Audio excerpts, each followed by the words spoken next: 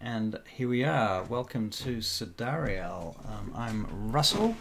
Down below we have Max on my, well, in the middle of the stream image. We have Johanna. And we are going to take Johanna through her first D&D game ever online, which is totally new for her. So that will be fun.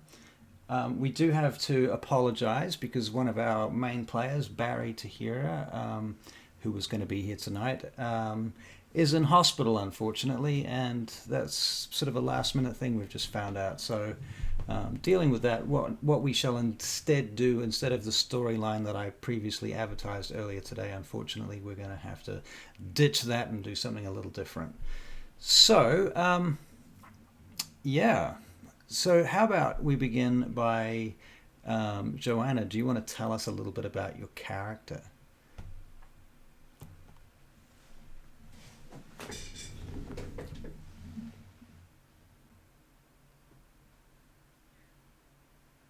All right.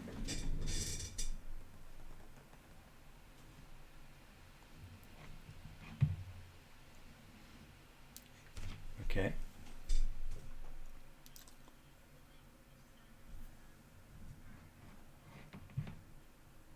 Right, the Broken Oak Tavern. Right. Okay, she's haunted by her past. So now we have Max is playing a new character tonight. Do you want to tell us about your character, Max? I guess a brief introduction.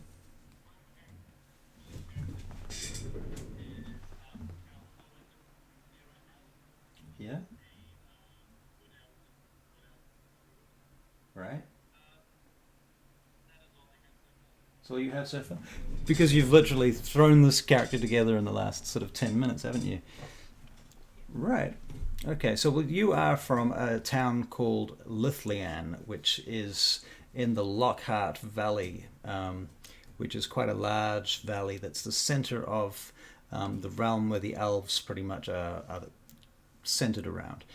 It's below a large, a high elf city called Hemath Tirith, or Highbrook, which is up on the mountainside high above, and the river flows down from Highbrook. There's a waterfall that comes down, and then down through the mountains the river flows through the Lockhart Forest and through the Lockhart Valley to Lithlian, which is this huge wood elven community that's built upon these three massive trees that they call the Three Mothers, and that's where your family comes from.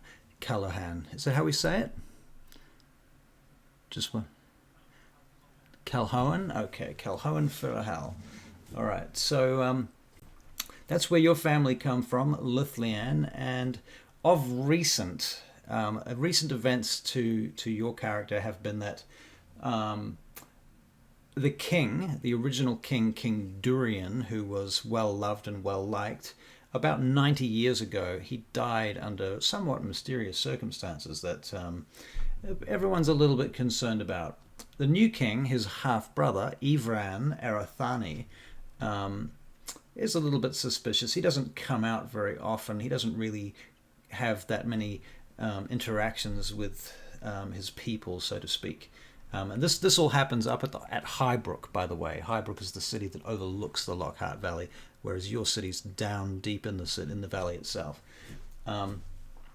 So Ivran has this group of soldiers he calls the Dorban Va'ak, who are the Black Guards. And the Black Guards are, in your experience, they're a little bit like the SS. If they knock on your door, you wet your pants, usually. And he's under this. He's currently doing this this thing where he's sending the Dorban Va'ak all around the elven kingdom, Sidariel Tularathion, and they're collecting all of the ancient magical items and artifacts from the kingdom. And not everybody's so pleased about that. His whole thing is that, we haven't been at war for 1,000 years, close to 1,000 years. We don't need this stuff anymore. You can hand it over to me and I'll look after it, and I'll put it in the vaults at Highbrook, at Hemath Tirith, and no one will need to worry. However, these are artifacts that have belonged to various elven families and lineages for hundreds, if not thousands of years in many cases. Artifacts that have saved the elves on countless occasions in the past, from Orcan invasions to other types of things. And he's sort of just collecting them up, and it's like, oh, you've got these boots of flying that are sitting there in your library at the town of Etz. Well, you don't need those. I can look after those for you. So people are getting a little bit frustrated with this, and nobody's really allowed to say anything. And if they do, they tend to disappear.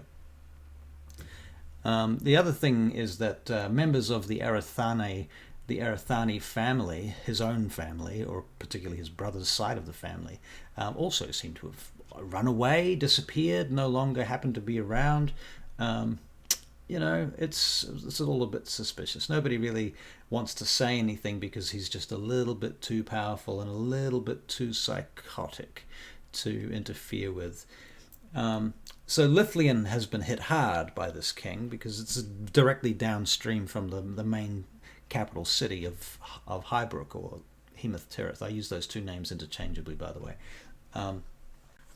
So yeah, you've been feeling a little bit oppressed of late, and magic users have been either basically commandeered for his own purposes, or otherwise outlawed, or occasionally exiled. And every now and again they say, we're going to exile this person because they've committed crimes of the magical nature, and they disappear. Whether they really have been exiled or whether they've just been disappeared is an entirely different question.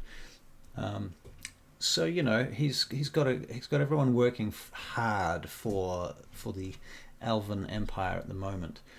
On the other side of things, how this affects you, Hannah Scarby, is that as a human ranger, humans are relatively new to Sidariel. Sidariel was created by the gods as a haven for the elves. And so for you, from your point of view, Sidariel is... Well, the humans were brought here as refugees, essentially, through portals a long time ago from a place...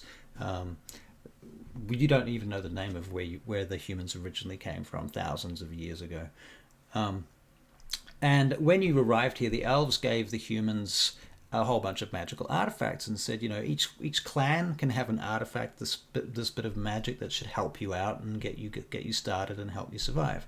And over time, humans have done what they always do, which is two things: they breed and they fight. And so population has rapidly become much bigger than it was when they arrived, and now they've got cities like Vaingate, which is the biggest city in the world, and they fight. And so the various sort of towns and clans and what have you that they began with have grown up to become city-states, and they've gone to war with one another. And the elves sort of said, well, we gave you these artifacts in order to help you along, and we've invited you here as refugees. Now you're basically trying to take over the place, and you're fighting with each other, and you're using this magic that we gave you in the first place sort of against what we thought, the whole idea of it. So the elves sort of, well, particularly Erethane, what's his name? Ivran Erethane, the king, the new king, he has been demanding a lot of those ancient artifacts back off the humans too. So not only is he collecting magic back from his own people, but he's collecting it back from the humans as well. So he's kind of consolidating magic everywhere, which is disturbing to a number of people, but also because he's one of the most powerful characters in the world at this point. Now, Vaingate and the human territories are independent of Ivran Erethane. So as a human, you're not under his reign at all. You're not a thrall to him at all. But his reign, his part of the world, is a threat to your part of the world, especially if they're demanding all these artifacts back and what have you. So currently there is this thing called the Treaty of Vaingate, which is being negotiated between the humans and the elves, amongst the nobles and what have you. This is just background stuff that you would know about. So presently, you've been living in your community as a farmer, or as a ranger, should I say, not as a farmer. But you might come from a farming community. Would that sound about right, Hannah? Yep.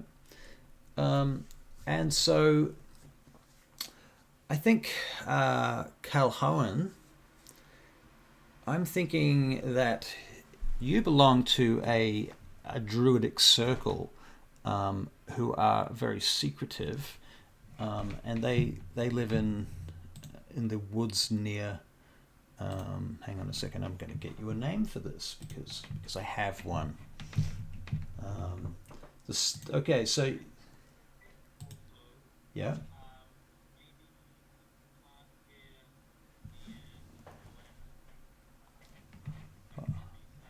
Ah, okay. Can't hear you and Johanna. Only hear the DM. All right, I can fix that. I think I know what the problem is there.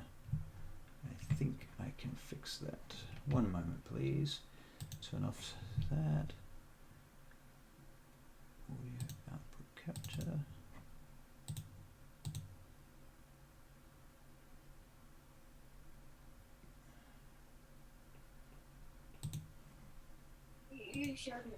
Can they hear now? Check, check. Can you guys talk for a minute? Yeah. How's that sounding? Yes, can Hopefully you hear that's all much of better. us? Check, check, check, check, check. Can we hear a big shout out from Hannah Scarby? Hello, hello. All right, and Max. Yo, yeah. Yay! Yeah, Yes, we have yes. sound. All right. We got sound back now, I think. Awesome, cool bananas. Thank you. It was just a matter of We're a go. adding another sound input.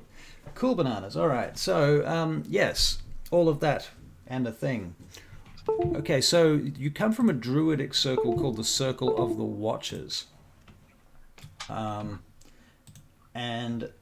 they are mostly druids of the moon. Now, at this point, you haven't chosen a paragon path, have you? So that's No. kind of irrelevant to Enjoy you. the moon. Right, but they are druids of the moon. Um, Hmm. yeah, you don't have to choose that later on, but it would make a certain amount of sense. All right. Hmm. Um, so I'm thinking that you are traveling with a message to possibly to Vaingate, and that you've stumbled upon this. Oh, I have an idea. Okay, so Hannah, you're out in the middle of the night. You're ranging around in the middle of the night, and you've set camp, and you've probably done some hunting, and you've got your campfire, and you're eating, perhaps, if you want to be Yeah. doing something like that.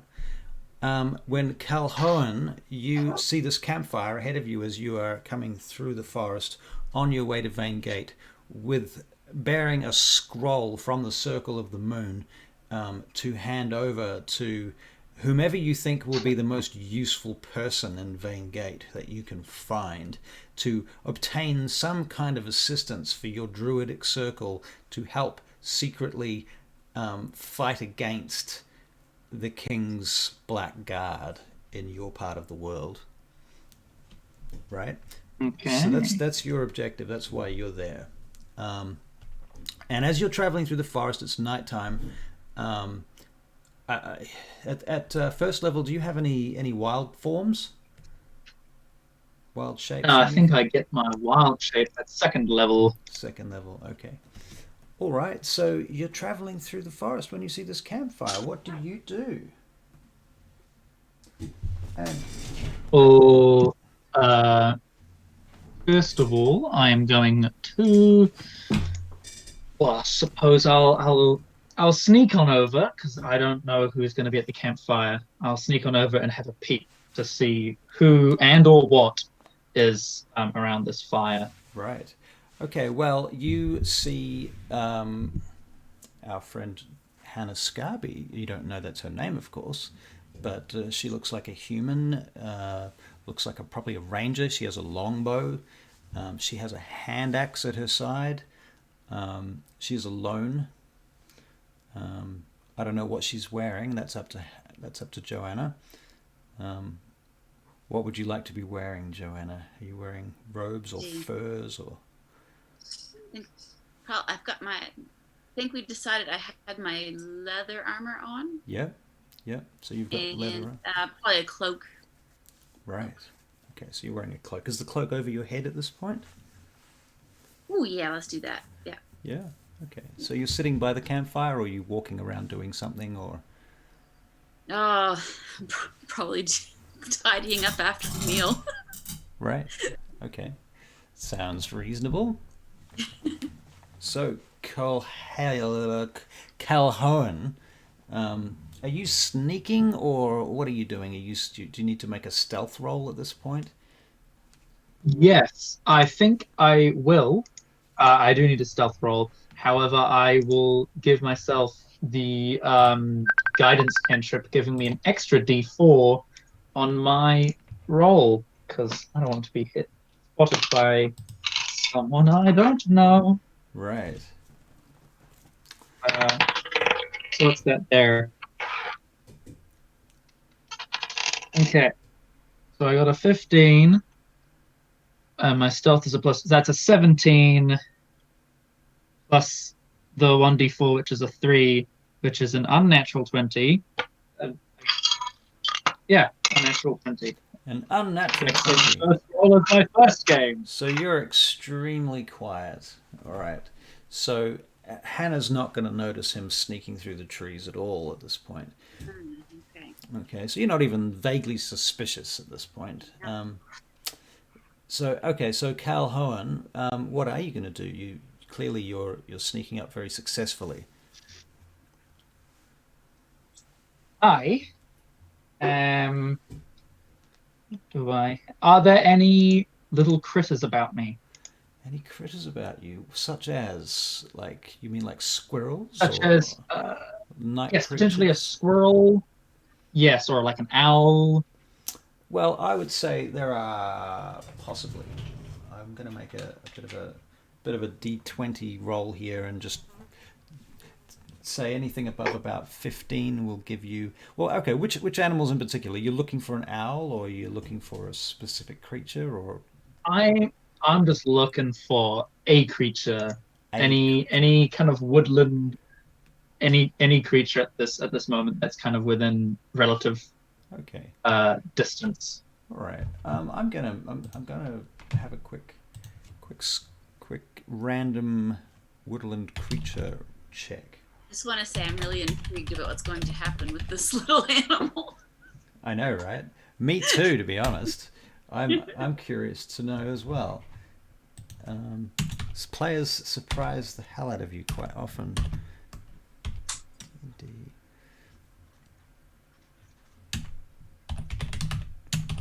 Probably not going to be as exciting as it could. Well, to be fair, it's all interesting to me at this stage, never having done it before. Right. Okay.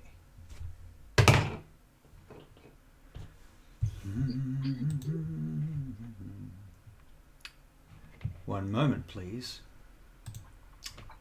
Well, there's a couple of sleeping squirrels that you identify. In the distance, you think there might be an owl up in a tree that's awake, and you sense it there. Okay, I am going to Right.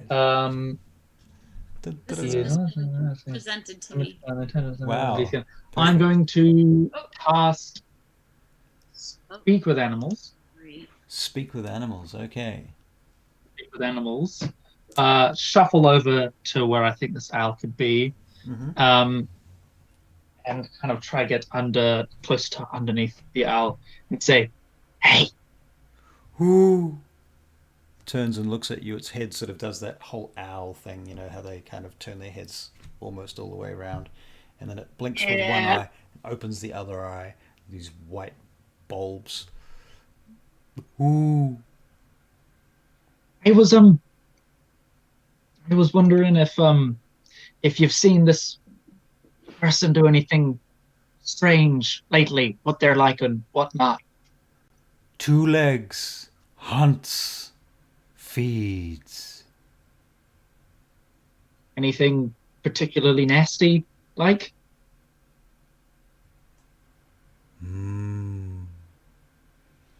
Doesn't seem to have an understanding of what you mean by particularly nasty. Doesn't have It hasn't those like judgmental kind of judgment grades to utilize in its language, in its right. thought forms. Has it hurt anything in particular in the I need to get my accent right. Pretty good at this. Doing it at a whisper. Have you seen him or them do anything in particular like hurting animals and whatnot? In in ways that aren't just for hunting and whatnot. So, okay, so I'm going to go back to Johanna and ask you. And by the way, this means timeout. So if you do this, this means if you want to ask questions or you want to say something that's out of character, go like this, timeout. Okay, yeah. Otherwise, I'm going to assume that anything you say is in character, which could be quite amusing. Okay. All right? Yes. I'm not going to take it too seriously, so don't worry. You're not going to be penalized. Okay. It's just a good habit because it helps tell the story better. Right. Okay, so yeah, what are you feeding on? What have you hunted, do you think? Is it What have I hunted? are you eating skinned rabbits? Are you eating a deer? Oh gosh, that's a very good question. I I- hadn't thought of that. Are you a I vegetarian? think maybe I got a pheasant today. A pheasant, okay. All right. Pheasant, yeah, and I've paired that up with some biscuits All right. that some scone type of Right. thing that I So- got in the city. Okay. All right. So the owl uses a. How does it explain a pheasant? How does an owl explain a pheasant? It doesn't really have a word for a pheasant, does it? I think it. I think it just doesn't know how to answer you on this occasion. It doesn't seem to have any. You said anything particularly nasty or anything. It doesn't seem to respond to that. Doesn't. Yeah. Right. Well, thank you very much for your conversation. I'll let you get back to hooting and whatnot. She eat bird. You eat bird. Right. Okay, I'll keep that in mind. And I'll bid the owl good night and stroll on over towards the campfire. Okay. So, Hannah is sitting or walking, or what is she? She's cleaning up at the moment, isn't she? Yeah. Right. So that sort of entails putting pots and pans back in your backpack, that kind of stuff. Yeah. Yeah. Organizing my stuff. Right. Rations and so. Getting ready for the evening. Okay. So while you're doing that, Hannah, I'm going to get you to make a perception check. So, just for the sake of, I'm not gonna don't share your screen. You don't need to share your screen. When we're streaming, it will just disrupt all of our video, and I'll have to reset all the video cameras. We discovered this last time. So just roll yourself a perception check and tell us what the outcome is. I rolled a 5, so my perception is a 9. A 9.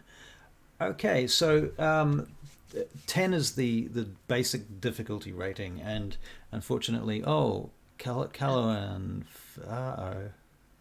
I wonder if he'll be back. Let's hope so. Oh dear, hold on, we are experiencing technical difficulties. Please hold the line. Such fun, the internet. So yeah, you don't seem to recognize him coming up towards the camp. I'm very distracted tonight. There we go. I hear. I'm there back. you are. You're back. Excellent. Apologize No worries. profusely. No worries.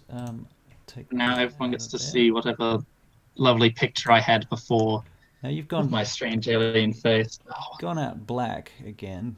You might want to just restart okay, your let me camera one more refresh. time. Yes. I see a picture, but it is not your video picture. But hopefully it will reload. There he is. Awesome. Okay. Yay. Yep. Perfecto. Perfecto. Okay, so Calhoun,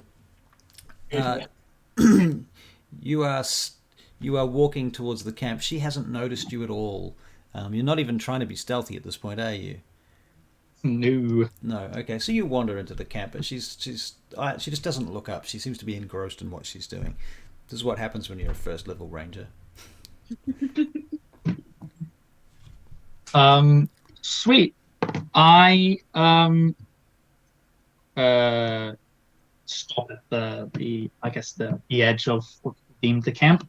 Yep. And I call out evening, right? Or is it afternoon? It's evening. Yeah, it's evening. Evening.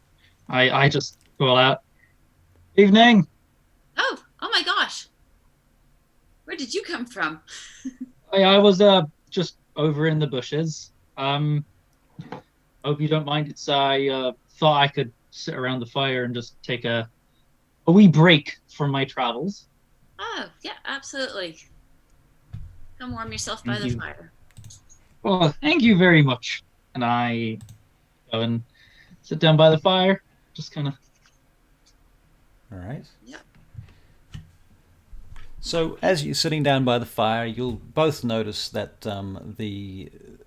the remnant moons of Sidarial, you can see some of them through the trees around you. There's an archway over to the north. To the west, there's a tower, a broken tower that just floats on the horizon. On another direction, to the south, you see the broken stairs just sitting there, floating on the horizon. The sky is studded with stars, of course, and you hear the owl hoo in the distance through the trees. I was talking to him earlier. Oh, were you? The owl. Yep. Wanted to make sure you weren't too funny a fellow or fellowess or whatever you prefer. How is it that you can talk to owls? Oh, I'm a druid of sorts. I say of sorts. I'm very much fully a druid. Not a particularly good one, but I think I'm getting there. Getting there, slowly but surely. Oh, well, I guess I could say the same about my rangering. A ranger, not too far off the nature aspect of, or the exploring foresty aspect of druids. Then. Ah, yes, you're magical folk, aren't you? Oh yes, yes. I suppose not in that regard, but I've always felt a stronger connection with those of those who deem themselves rangers compared to others like Okay. clerics or sorcerers or whatnot. Personally, just my humble opinion. Okay. Yeah. My people were farmers, but that didn't really pan out for me. Ah, not like in the sitting and waiting for things to grow and then picking the things that grow and then waiting for things to grow again. Yes, you could say that. There, I can't blame you for that.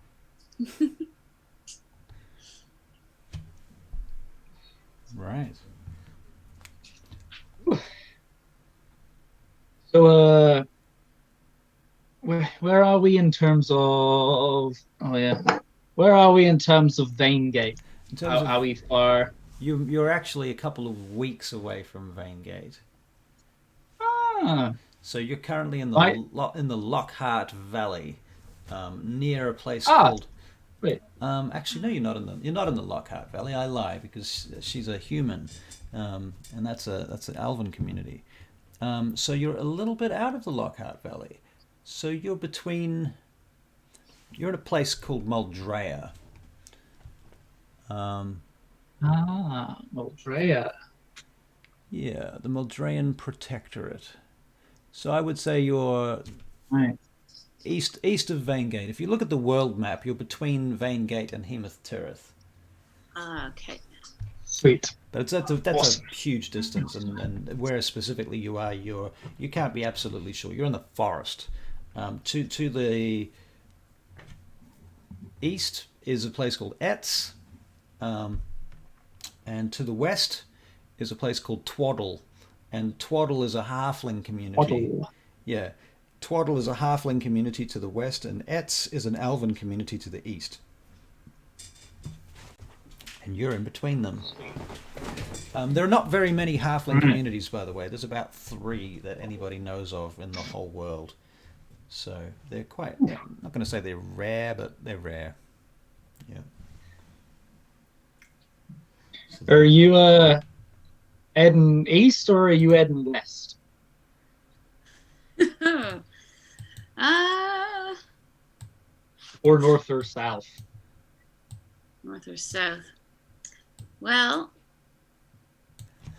mostly just exploring at this stage, but I was thinking of going south. Oh, Maybe that's is that all right? certainly, Okay. south is all right. Yeah, I mean you can go any direction you like. It's you know you have agency within the world. So, Excellent. yep. So what are you thinking where do at you this point, Max? Yeah. what am I thinking in terms of Like your mission, your goals.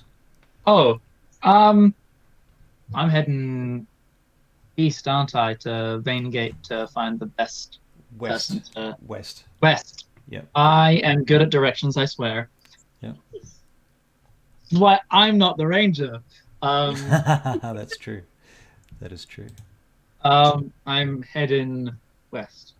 Awesome. Well, I'm heading west, not towards anything. Oh, towards something in particular, but quite a whiles away, I suppose, from where I'm supposed to go. All right. All right. So you've got a big journey ahead of you then. I think so. I'm probably a week or 2 away from where I'm supposed to be. But slowly but surely, just I just left home, probably just 1 or 2 days out from where I'm from. So yeah, suppose I do have quite a bit ways to go, furthest from home I've ever been. Oh, really? Yeah, we don't particularly leave. At least I've never particularly left home, which is Lockhart Forest Valley area, which is just that way. I pointed in the direction where it's from, Right. where I think it's from. As I said, not very good at directions, and I know I've just come from one direction, but I do very easily get turned around. Uh-huh. Fair. All right. Very well. So at this point, I'm going to get you guys both to make me perception checks, please. Okay. Ooh. I mean, oh wow. Oh. Oh. Oh, that's weird. Okay.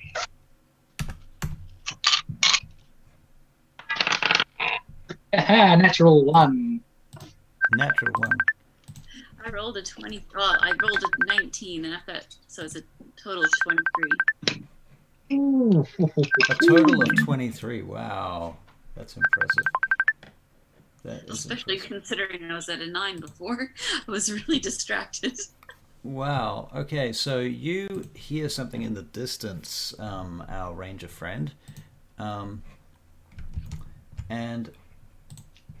you think you can hear this sound like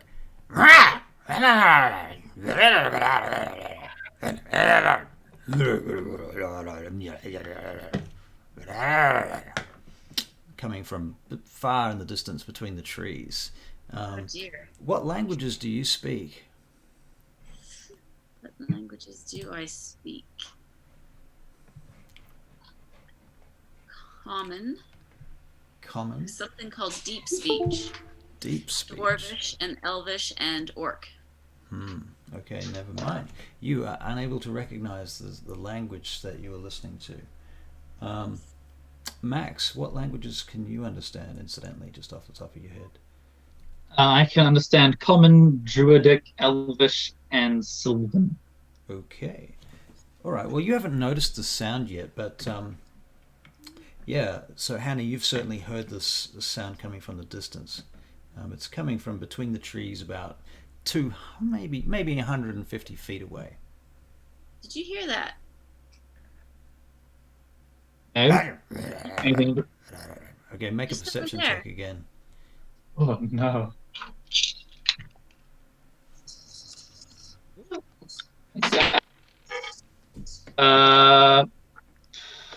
Hey, I don't know. I could do that. 17. 17. Okay. Oh,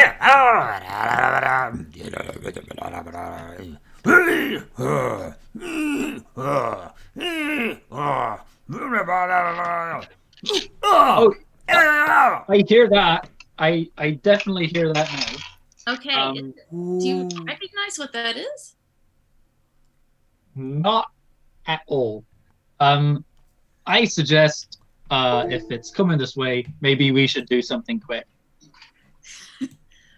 That sounds like a good idea. Are you armed? I pull out a stick and say yes. Okay. With the teeth. Brilliant. Okay. Awesome. I'm going to take the hide action. Oh, first, I am going to, with my stack, gently tap Hannah and cast guidance. Okay. Which is a cantrip. Tell Hannah what guidance does, please. So I give you a little tap and I say, good luck. And up to a minute before the spell ends, so before I mess up, or before a minute, you can roll a d4, and you can add that to an ability check of your choice, like stealth or perception. You can add that to the roll if you like. Okay. And after I do that, I then try to slink into the shadows. All right. So, shall I try to stealthily go figure out what that thing is? Oh, if you like with that little look, that would probably be quite if you're up to it, really. Don't want you to put yourself in harm's way too much if you're not if you're not quite there in terms of dealing with stuff. But if you are, definitely go for it. I, on the other hand, am going to hide and cower. And I'm definitely going to stop as well. Okay. Well, I'm going to stealthily, hopefully.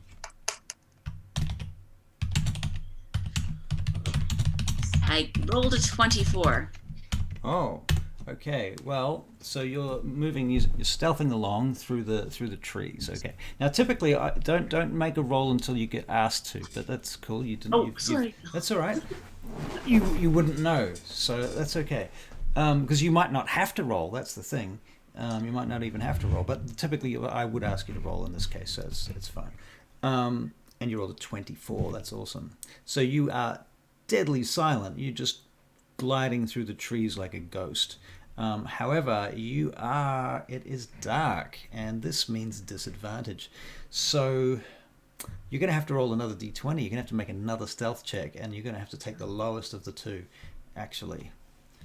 Lowest of the two, okay. Yeah, because it's nighttime. Yeah. Okay. So you had a 24.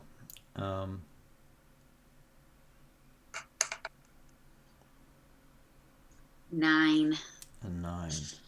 Okay. Unfortunately, you're gliding through the trees like a ghost until crunch, you step on this broken very dry branch that's been laying in front of you, and you didn't see it because obviously, as a human, you don't have night vision. So crunch, the stick breaks, and you just like, and then you hear the,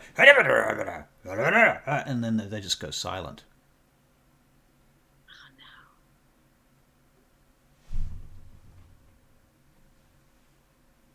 What do you do?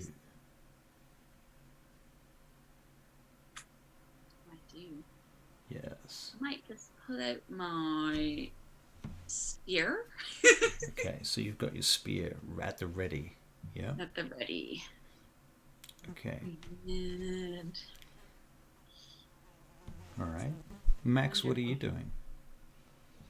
I am. I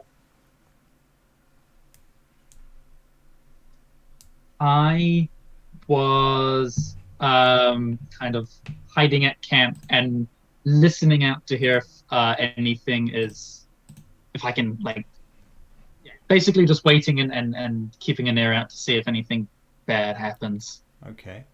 So you're still at the camp. Okay. Yeah. All right. I'm going to get you to make a perception check then. No. That is a 14. Okay. A 14. A 14. You hear the crunch in the forest from where you are. Okay. I start moving slightly. I start stealthing forwards as well to make sure everything's okay. Okay. Do you want to make a? Are you stealthing? Yes, I am, he says, knowing that a roll is about to come his way. All right. Yes. All right. So you. A roll. Yep. Give us your stealth. Now you're not at disadvantage. Hey! What'd you get? No, because I have dark vision as an elf. I have a 19. Oh, it rolled again for no reason. For no reason? 19. Okay.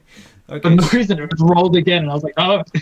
Well, you have sort of some idea of where the dry sticks and leaves and twigs are now, so you managed to avoid them. You get up to her position, and you can see her standing among the trees, kind of cringing from having stepped on this thing. Will you have moved at all, Hannah, at this point, or are you still standing there? I was assuming that. Yeah, I'm just holding my breath and trying not to move. Okay. All right. And you haven't heard anything from whatever it was that was making those noises, by the way, either. No. I think that's what's causing me to freeze up so much. I have no idea what's going on. Right.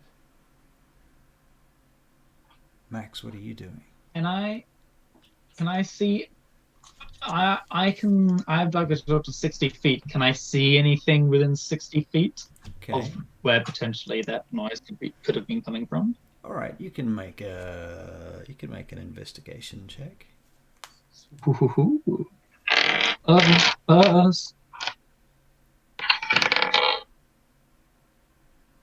A natural 20. Ooh, wow. Okay. You think you see some silhouettes, spiky-looking silhouettes. The light is very low on the horizon, reflected off the remnant moons coming through the forest, through the trees, being broken up by all the trees and branches.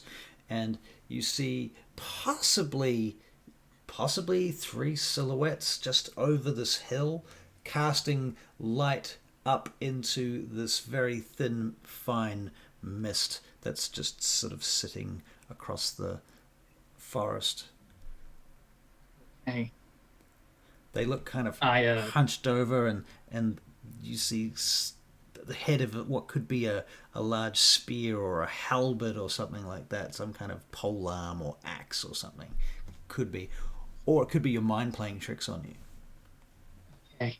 I lean forward to Hannah and I say, There's three things in front of you. Us, rather.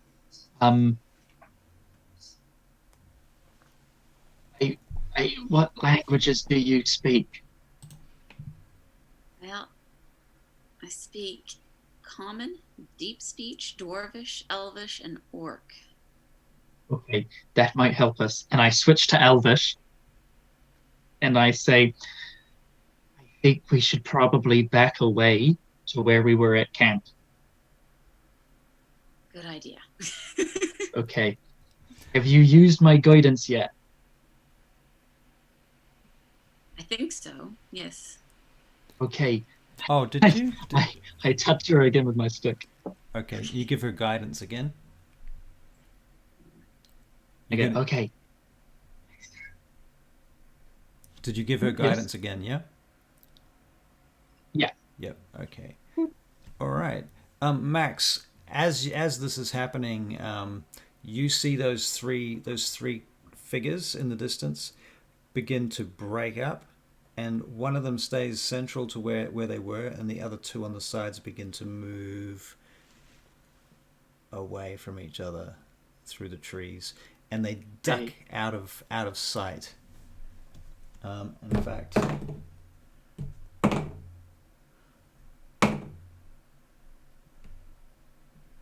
actually, okay, so out of the three of them, the one in the middle ducks down and disappears.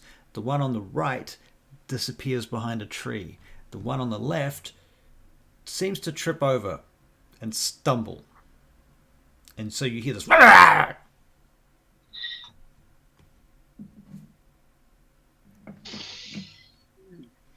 Right. They've broken off. So I think we each other, and I think we should probably get moving back to camp and hold the fort, so to speak. Okay, good idea. All right. So now we sneak back to camp. So you're sneaking back to camp. Okay, so we'll have stealth checks from both of you guys, please. Okay. And disadvantage, Hannah. So please roll with disadvantage. So you right-click your stealth button and roll the disadvantage button. And you do get that extra little D4 to add to the roll. That's true. If you want to, you can roll a D4 to add to that. So whichever number you have to choose, whatever it gives you from your disadvantage. Okay. So the disadvantage is a 15. Wow. Okay, that's pretty good. So you don't actually have to add the guidance just yet. You make it back to the camp without making any mistakes, and didn't make a sound. Calhoun, how do you do? I rolled a natural 1 again. You rolled a natural so I got a total of 3, but I got a natural 1. But even better, it was a natural 1. Okay, so Hannah, this is where we're going to teach you about critical hits and failures. Now, typically with skill checks, you don't get critical hits and failures. You get them with combat. But I like to add a little bit of flavor to my games. And so when you roll a natural 1, that is a 1 with no modifiers on it. You get literally a 1 comes up on the dice. Tends to be kind of ugly. So in the case of Calhoun here, he rolled a natural 1 trying to sneak back to camp. And in his case, he trips over a log. Actually, it's not a log. You step on a piece of wood that you thought would be solid, but it breaks underneath your feet. It just kind of cracks beneath your feet, and your foot goes in about half a foot into the hole in the ground. Some sort of creature's den or habitat, something that some kind of woodland creature has dug out with its claws. And it's made a bit of a breaking wooden sound as you do that. Nobody heard that. Am I stuck there, or can I keep moving? Oh, you can keep moving. But certainly. And then after that, I'll just kind of. Your position has definitely been given away. Okay. And actually, what's your armor class? It is a 15. 15. Your armor class is a 15. Well,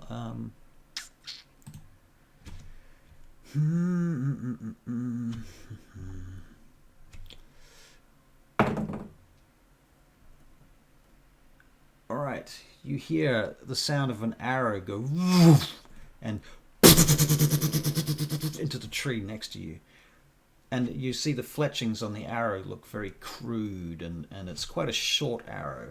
It's a short, stubby sort of arrow with a very big, not very well tooled arrowhead on it. Quite barbed and wicked looking. It's very crude.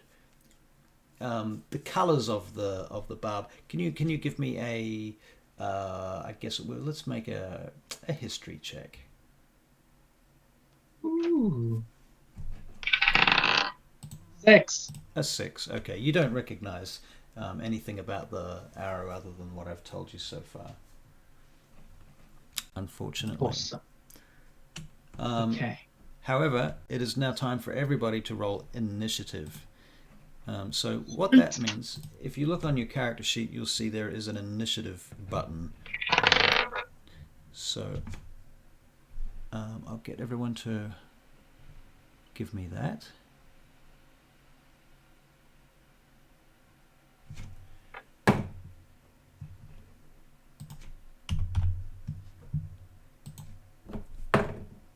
Is that just a regular roll? If it's on your character sheet, yeah, it should be the one that's next to. It's up towards the middle towards the top. Yeah. All right, and it's not. I don't have to roll with advantage or disadvantage. No, it's just a straight roll. Okay. Initiative 17. 17, very good. Okay. And Calhoun. Calhoun got a 16. 16. Oh wow. Okay. All right. So, the first attack had surprise against you, and so you see a goblin coming out of the forest in your direction, Calhoun, firing its bow at you. It actually hits you with a massive 5 points of damage. Are you able to soak that up? How many hit points do you have? Yes. You're still total alive? of 8. You're still alive? Okay, so you're not very well off. All right. No. Hannah, it is your turn. What would you like to do? You see, you realize now that there's a goblin coming out of the forest, firing arrows at your new friend here. Okay. Yep. I need to take some defensive action of some kind then. Yeah, I mean, you see him get hit by the arrow, and you can kind of see that if he gets hit again, he's probably going to be unconscious or dead. That last arrow didn't do him any favors. It hit him right in the chest. Okay. He doesn't look very well. According to Am I able to pick him up and retreat with him somewhere? You might be able to if you could get this goblin off him first. Okay. The goblin seems to be sort of firing rapidly. Right. Okay. Yeah. So I need to. You have a longbow, right? Because you're an archer. You're a ranger. Yes. So shall I shoot the goblin? That would definitely be a good move, I reckon. I would go with that. All right, so you're going to use your longbow, so you can see on your character sheet under the actions tab, you will have longbow, and it says +5, so you just click that +5 button.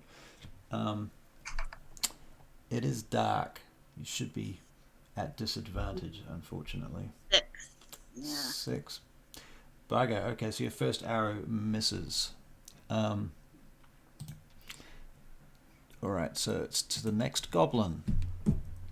The next goblin comes out and fires an arrow and misses everyone. Calhoun, it's your turn. Owen. The goblin that shot me, is he so he's obviously somewhat ranged. How far away is he compared to me? Oh, he's about 30 feet at this point, and he's about to he's lowering his bow and drawing a scimitar. Okay.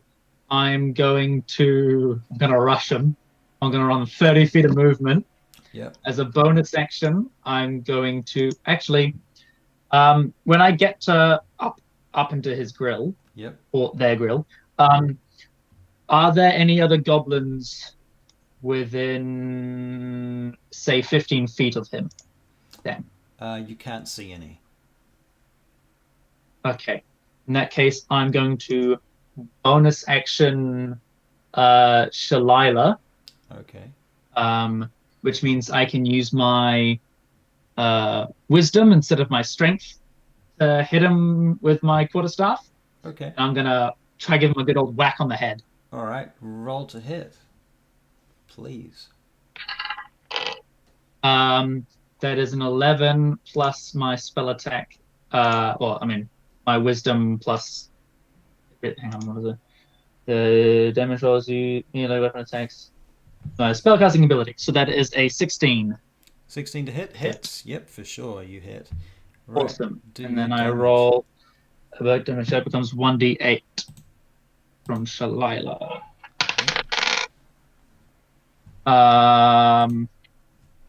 Then that's 4 points of damage. All right. 4 points of damage. 1 moment. Holiday fun. All right.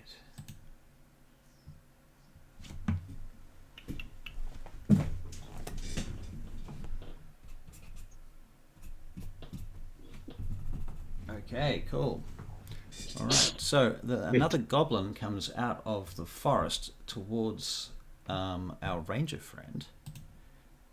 And it attempts to hit her with a scimitar.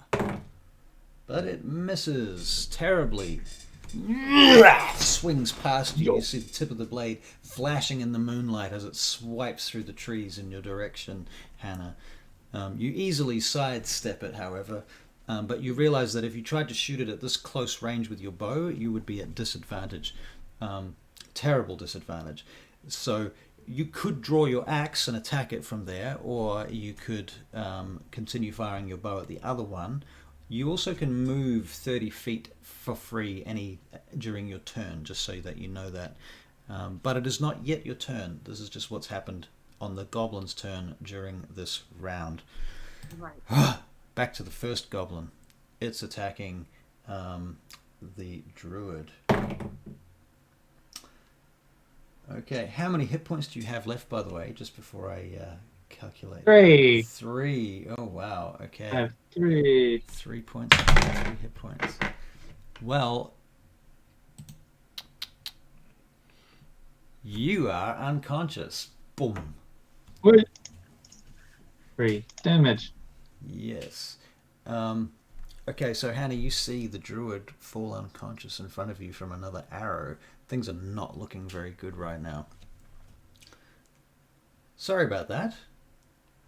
Oh, that's just how combat works. That's how combat works. It does. It's kind of shockingly devastating from time to time. It doesn't chaotic. It is pretty chaotic. Sometimes you just annihilate whatever you're fighting, and sometimes it just goes very badly indeed. Okay, so the goblins turn towards you, Hannah. What are you going to do at this exact moment? Well, they're too close to use the longbow, so I think I'm going to go after them with the hand axe. All right. Okay, so you want to take a swipe at the nearest goblin with the hand axe? Yes. All right, I think you know what to do. Okay.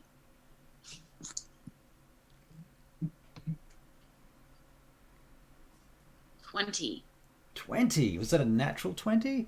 Or That's 16 plus 4. 16 plus 4. Okay, so you definitely hit with the hand axe. Now, do you see next to it, it's got a little damage button. So if you roll that, 1d6 plus 2, let's see what you get there. 4. 4, okay. 2 plus 2. Well, I'm going to assume that you're attacking the one that our friend already hit earlier. So you basically put it out of its misery. I don't know how you can describe for yourself what you want to do to it with your hand axe. How do you kill it? All right. Well, I think I got a bit lucky and I got it right in the jugular. So Right in the jugular. So blood comes splurting out of its little goblin throat, and it goes down on its knees, gurgling and holding its neck. Like, ah! Okay, so the other two turn towards you.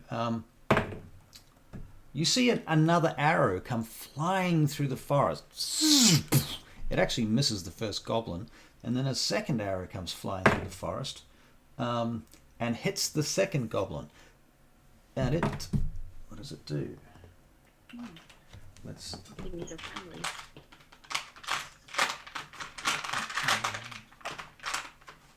I'm looking for the correct dice. Excuse me.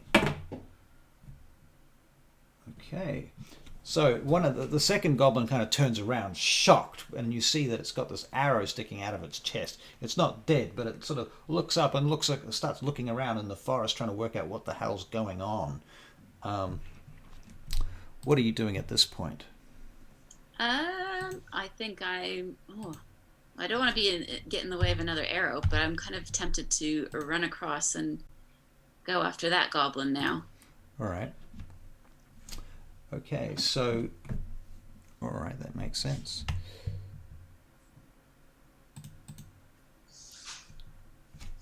Okay. One of these goblins starts heading off, aiming for the whatever is in the woods, which you can't see at this point, and he goes chasing off with his scimitar, looking. Oh, but he literally trips over the exact same hole in the ground that Calhoun fell in earlier, and lands on his face in the mud. Nice. You see a figure step out from the trees up ahead of you. Looks like a female figure, and you see a flash of platinum blonde hair, and a shape that looks like a bow in her hands up ahead.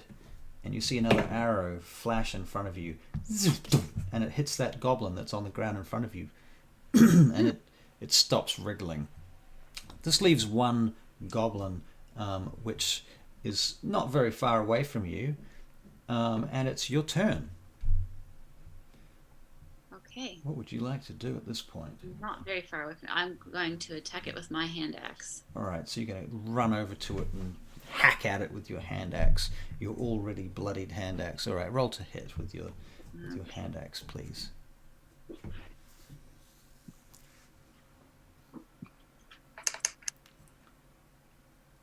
$15. Very good. That hits. That lands a blow.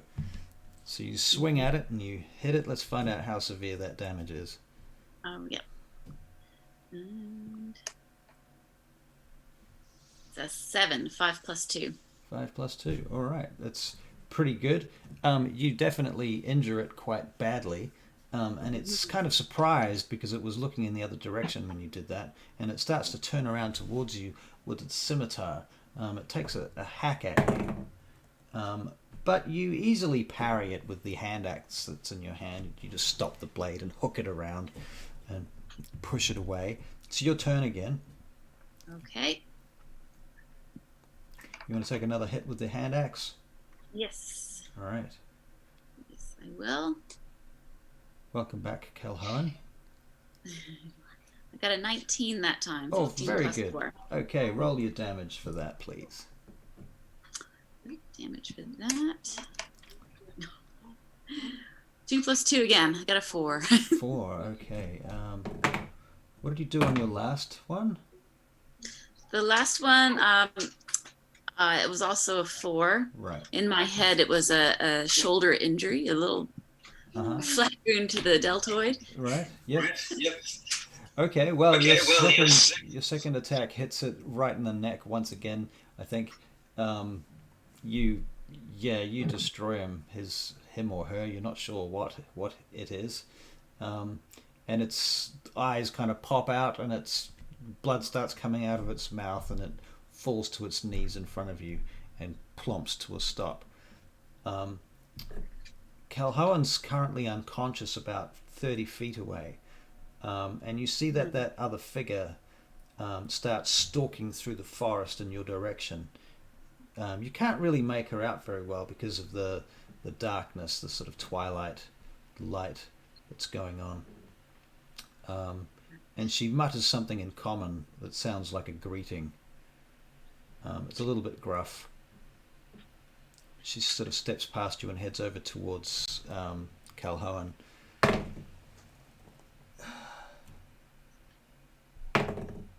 Calhoun, do you want to make a death saving throw? Yes, indeedy. 16. Yep. Okay. So you're not dead. That's good. This figure walks over towards Calhoun and kneels down next to him, and she says something about greetings. I'm Cariel. Okay, and she starts bandaging him and tying his garments together tightly so that he stops bleeding. This seems to stabilize his condition, and so Calhoun, you regain consciousness with 1 hit point.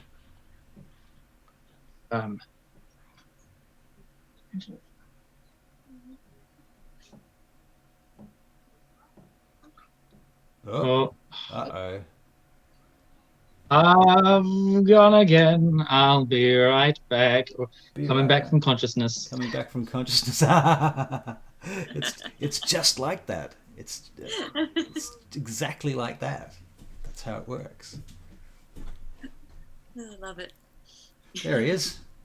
Welcome back. Hey, alive. So when your camera comes back on again, this blonde elven woman is standing over you, with her hands compressed on your chest, and the head of this bloody arrow in her hand, and she says, "This is what you just took." She reaches into a pouch next to her. That's not.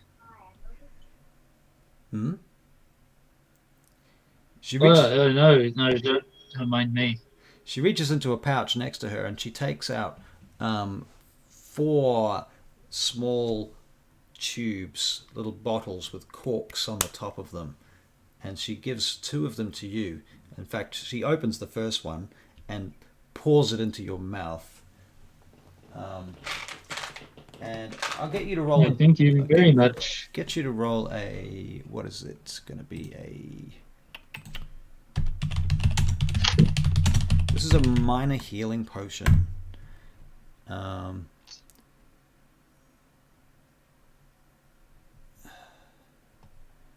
Which is apparently 2d4 plus 2. There's no such thing as minor healing potions in 5e.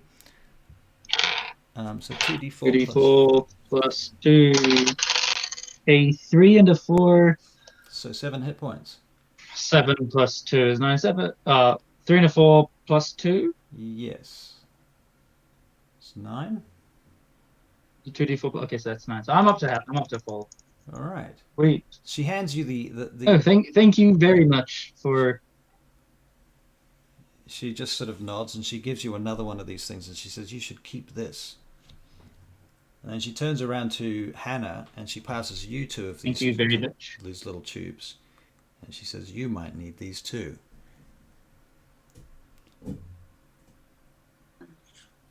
I accept and say thank you. She nods. She says, "I'm Cariel. Where are you 2 going? Be careful. Those goblins are deadly." I am Hanna'S, and I'm going nowhere in particular. An Well, explorer. You very nearly were going nowhere in particular, she says. Very nearly you were going to the underworld. You in particular, she points at you, Max. She reaches down and grabs you by the hand and pulls you up to your feet. She seems to be lithe but quite strong, thank you. Despite her litheness. "Well, I'm just passing through. Do try and stay alive." Thank you for your help. Thank you very much. You were very lucky that I was in the area. Very lucky, yes. Bless the gods. Yes, bless the gods. Bless got a specific god. I say that god's name, but right now drawing a blank. Which god are you looking for? The elven guy? Yeah. Coraline? Yeah, that's the one. That's the one. Well, there's Coraline. Hmm. Well, she says, "I'll be heading off now. Good luck." And she Oh, stalks. you're just. Hmm. Oh, I just said so you're just off. You don't want to come sit by the fire. Maybe make I sure there's no more I don't want to impose. goblins. Oh no, I would be imposing for me, but I suppose it's not my camp, is it? This is Anna. I Hannah with an H, but my accent deems me to say Anna. This is Anna. Didn't quite catch her last name. Um, but it's her camp, so I assume it's down to her really who stays and who goes. I see. Well, if you will have me, then I will certainly stay for a time. Perhaps we can discuss things of the forest. That would be good. I would appreciate that. Please do stay. Very well. She says, before we make camp, perhaps it's best that myself and Calhoun, that was your name, yes? Oh yes, Calhoun. Yes. Perhaps you and I should just do a little look around, a little scout, perhaps out to a range of 100 or 200 feet, to make sure that there's no more goblins. Sounds very good to me. And I'll let Anna do what she wants to do with her camp, and if she's got any other things she's got to do with cleaning and putting Cariel it. pats her on the back, Hannah, and she says, "I understand." She says, "Perhaps you should guard the camp." You me? Yes. Hmm. I might just clean up the mess. Maybe I don't do. I need to tend to the bodies?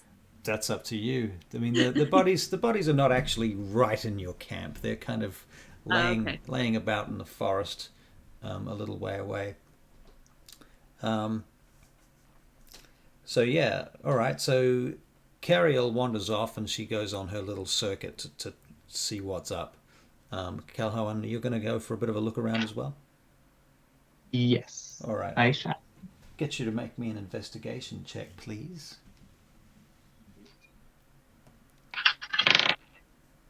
10. A 10. All right. You don't find anything of any particular consequence. Um, so after about 10 minutes, you come back to the camp, and as Cariel comes wandering in from the other direction. And she sees you guys. She says, "Yes, goblins. I believe they're from a local tribe near here. We've had some trouble in this particular area before, but not for a while. Not for perhaps 20 years. It's a little unusual.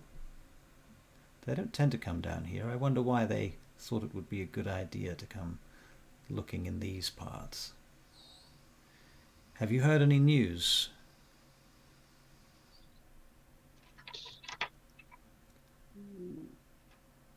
None in particular. No?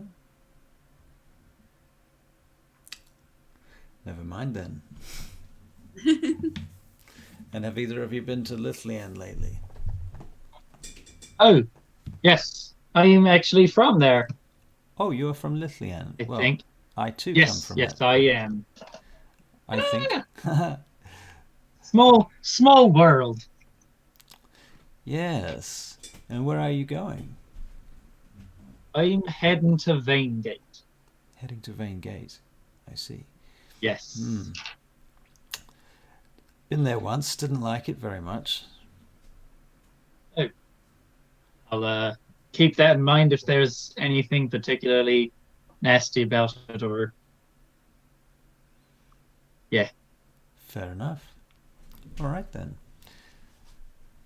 She takes out some food and she offers to share it with you. She's got, some rations, trail rations, that sort of thing, some cured meat, etc. Do you think we should leave those bodies there, or should we hide them, or perhaps we should search them? I'm for searching them. I agree. I think searching would be a very good idea. Should we bring them over here by the campfire to do that? Yeah. Best not to do it in the dark, especially when some of us can't particularly see well. It'd be Adjust. more advantageous if we've all got good keen eyes. Right. All right. So, who shall do the dirty work then? Oh, I'll do it. I'm the ranger. Ah, one of two. Drag it over by the feet. All right. Maybe. Yeah. Okay. So you drag the bodies over to the campfire, and the last one that you're sort of dragging over seems to be unconscious rather than dead, actually. I was worried about that. And as he sort of bumps his head over this rock, you see his eyes kind of flash open, and for a moment you see this moment of consciousness, and then he passes back out again. And you get him over to the campfire and dump him there. Very good. So would you like to make an investigation check, please, to see what's on the body? Okay. Investigation check. It doesn't look like one of my... 3 + 1. I've got a 4. Big old 4. What we call a strong 4. Okay. You don't find anything particularly on the goblin, except for a flask that is at his hip. Okay. Calhoun, are you going to investigate these bodies at all, or are you going to leave it up to the rangers? I think I might leave it up to the rangers because I'm not particularly skilled in that area. I will suggest that if do I know that the other goblin is potentially still conscious? I was just going to ask if I Oh. if I can make that known. Right, so you can say that if you like, and you just Okay. say it in character. It's always Okay. more fun if you do it that way. So excuse me, my fine traveling companions. Well, I guess camp mates. This goblin here is. I don't think he's quite dead, or it's quite dead. Cariel looks over at him. She looks at you. She looks at your axe. Oh right.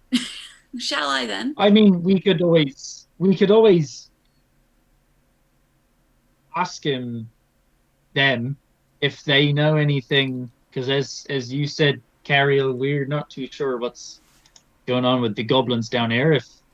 If we ask him politely, he might divulge us, especially if there's something in it for him, like for them, like running off in the opposite direction, or I don't know, get some information from him. It's not a terrible idea. I do speak some of their tongue.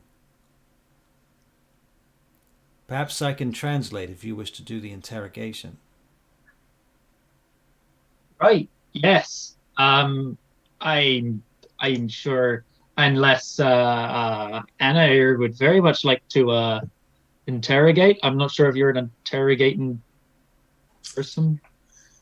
Well, I haven't done it before, but maybe I might be able to intimidate some information out of. Oh, yeah, out of this We do. work. All right. So you say what you tell me what to tell them, and I will translate. But we'll have to wake him up first. Shall I try and bring him round? Or would you yes, like please. to? All right. Yeah. Yeah. Before we wake him up, should we tie him up or anything like that? Should we try to excellent idea. Secure him? Good idea. That's an excellent idea. All right. So, in order to tie him up, I'm going to get you to make a dexterity check. All right. Dexterity. Yeah. Deception. I am not seeing dexterity. Oh, wait, there it is. Right at the top. Yep. Okay.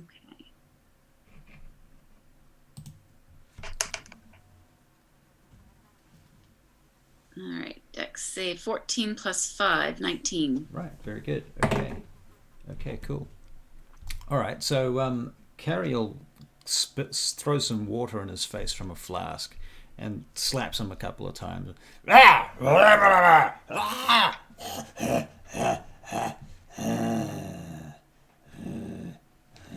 And she says something to him in Goblin. She doesn't sound quite as gruff as he does, and she's sort of obviously struggling with the guttural noises that she has to make in order to speak his tongue. But he seems to understand her, and she turns to both of you and she says, "What would you like me to ask him?"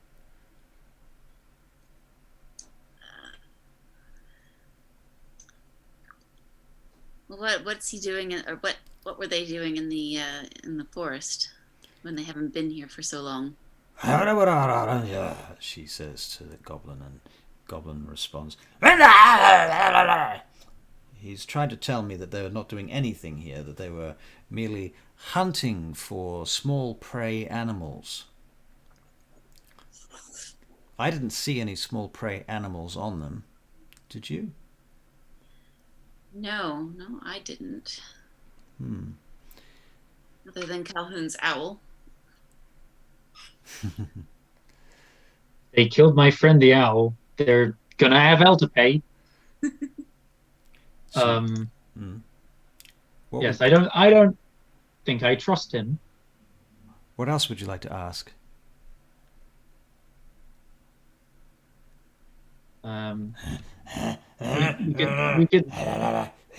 We could say we know you're lying. We know you're lying. Tell us the truth, and we might let you live. All right.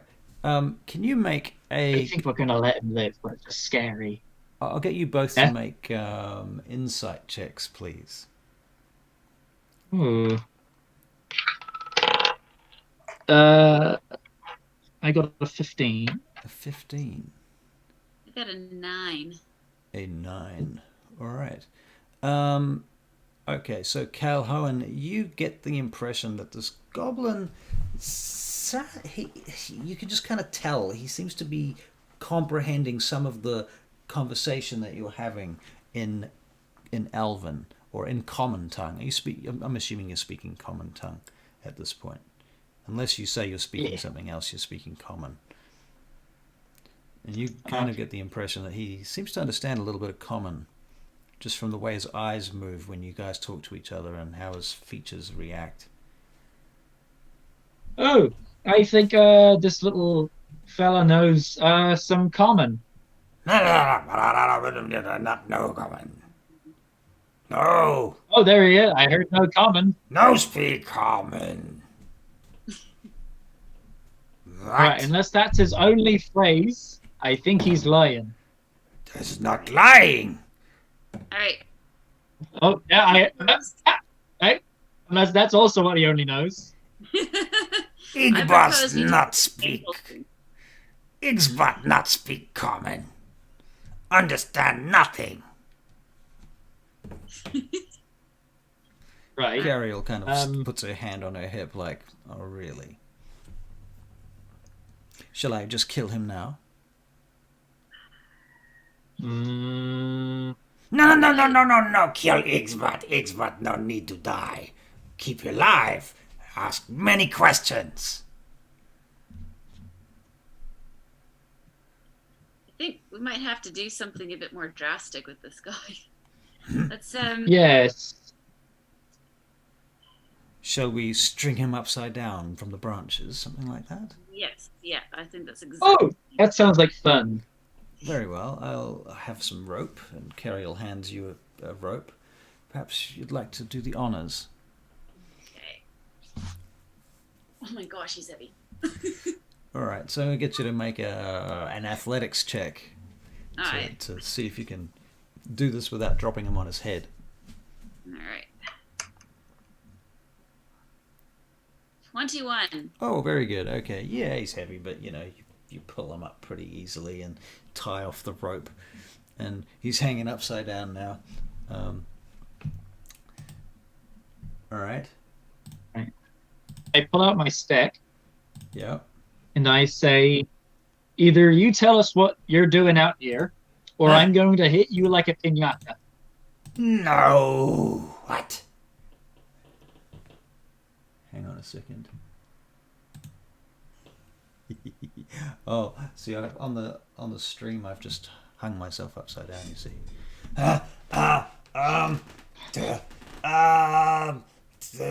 What? Tell you, we go to Larathia and to dig holes, to meet. Okay. Yes. Oh, there we go. Digging holes. There's, What are these holes for? there's dig the mining, take the gold. Okay. Yes. Or gold. Just put me down. I think I'm sorry. Hang on. What do you need the gold for? It's not for us, for the master. And that would be. No, not master. Put me down. Okay, how about this? You tell us who your master is, and we put you down. Does not know the name. Oh, describe him then. Looks like Gazbarok. Just like Gazbarok, yes. Tall and fierce. His big Right, and giant axe. giant axe. What's an Asbarok? Who's that? Gazbarok is the goblin like me. He's my friend. Oh. Well, that's very nice that you've got friends. This Goblin friend. Just put me down now. I tell you everything. Yes. Well, I'm satisfied. Ariel, This Anna, what are you thinking? piece of paper comes floating down out of his pocket. Oh, He snatches at it as it. It's nothing. Nothing. You've dropped I don't some. think it's nothing. I don't think so either. Let me pick this up and read it, or try to read it.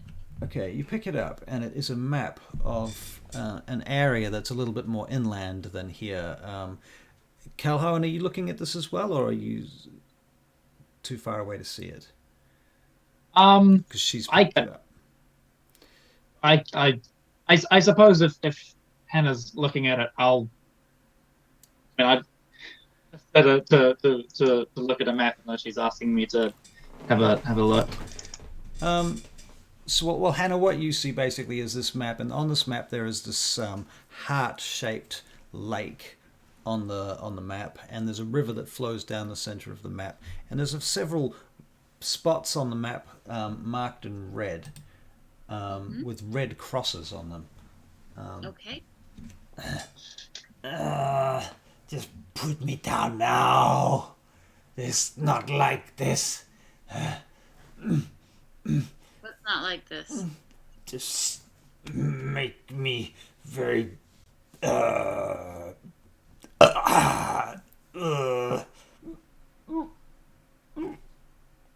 no. Oh no, I think we cut him down before he upchucks. All right. He fails a Constitution saving throw, and he looks like he's going to puke. Cariel looks at you and she says, "You could cut him down, or you could leave him there. I don't care which." All right. I'll cut him down, and but I'm not too worried about his well-being on the way down. All right. So he falls and he goes back unconscious again. Dunk. Ugh. And he lays there. Well, at least he's not thrown up. Yes. What is this map about, though?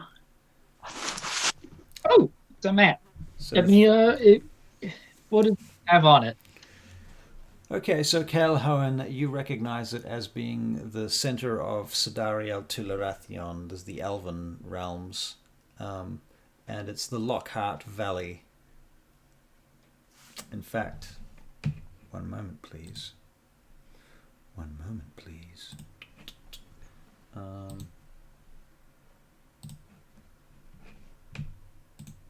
Oh, actually, you know what? I can't, unfortunately, share this with you because of the cameras will all get messed up.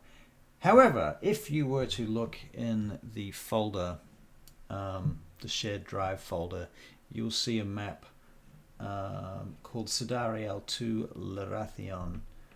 Now, I'm not sure how to bring that up on the stream, unfortunately. I don't have that set up right now. Never mind. I know what I can do. I know what I can do. I think I've got the map. Ah, yes. I have the original. Okay, so the map looks like this. Yeah, I've got that one up. Right. So there's your Yeah, lift. the Lockhart Lake. However, the map, oddly enough, all of the place names are written in Elven. Yeah. It looks kind of old and tattered, and it's got marks and smudges on it, and a few bits of looks like blood stains on it, and what have you. All right. I don't think they got this. Yes? Oh, go ahead. I was just going to say, I don't think they got this through scrupulous means. You could be right. What are those X's, though? Oh, could they be where they're planning to dig for gold? Yeah. Maybe, Maybe. yeah. Is Lithlian, that's your neighborhood, isn't it? Yes, there's quite a few near it. There's that one to the north, one to the east, one to the south. Yeah, they're quite kind of clustered around that area. It's suspicious. Cariel, do you know about? Have you heard of any suspicious stuff happening in these areas, specifically Lithlian, but also near Silver Edge and whatnot? She looks at the map and she looks it over. I've not seen these places. I've not heard of anything like this before. This island on the map, in the center of the lake, the Lockhart Lake, there is a legend of an island, but there is no island there. This island does not exist. It's an ancient story. Apparently, in fact, the island only appears in times of great need.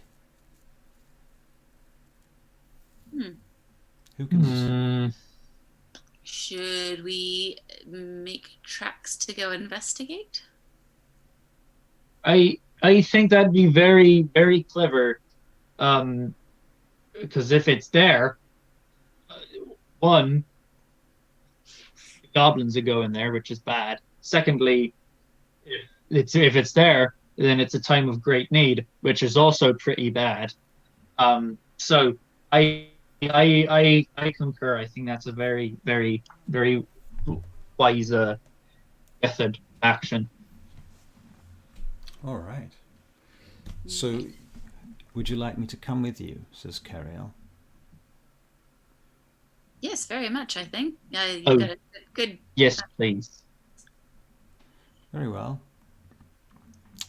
Would you like to leave now, or should we rest up? Probably have a rest up because we've had one injury this evening.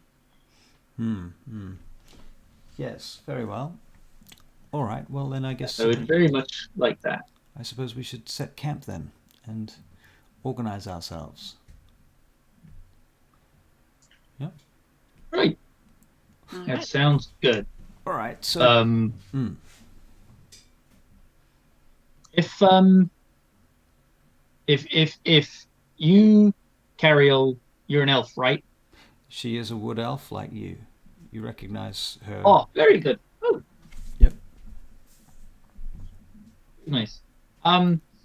If you take watch for 4 hours, then I can take watch the next 4 hours because we don't need sleep as much That's as true. the other folk, do we? We shall trance. So yeah.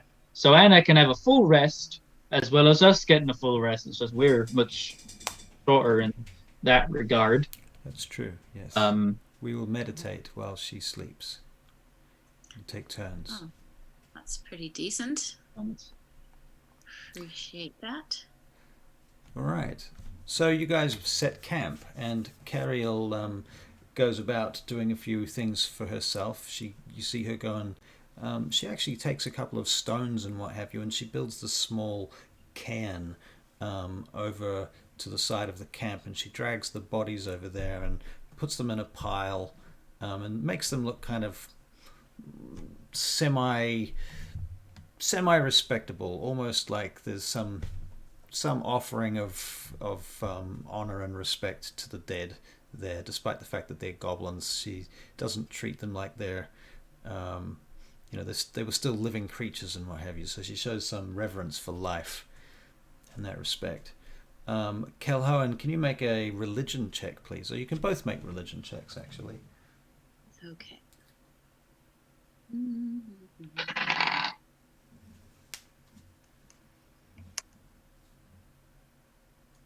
I got a 13 plus 3. A 13 plus 3. Okay. And Calhoun? 4. I got a 4.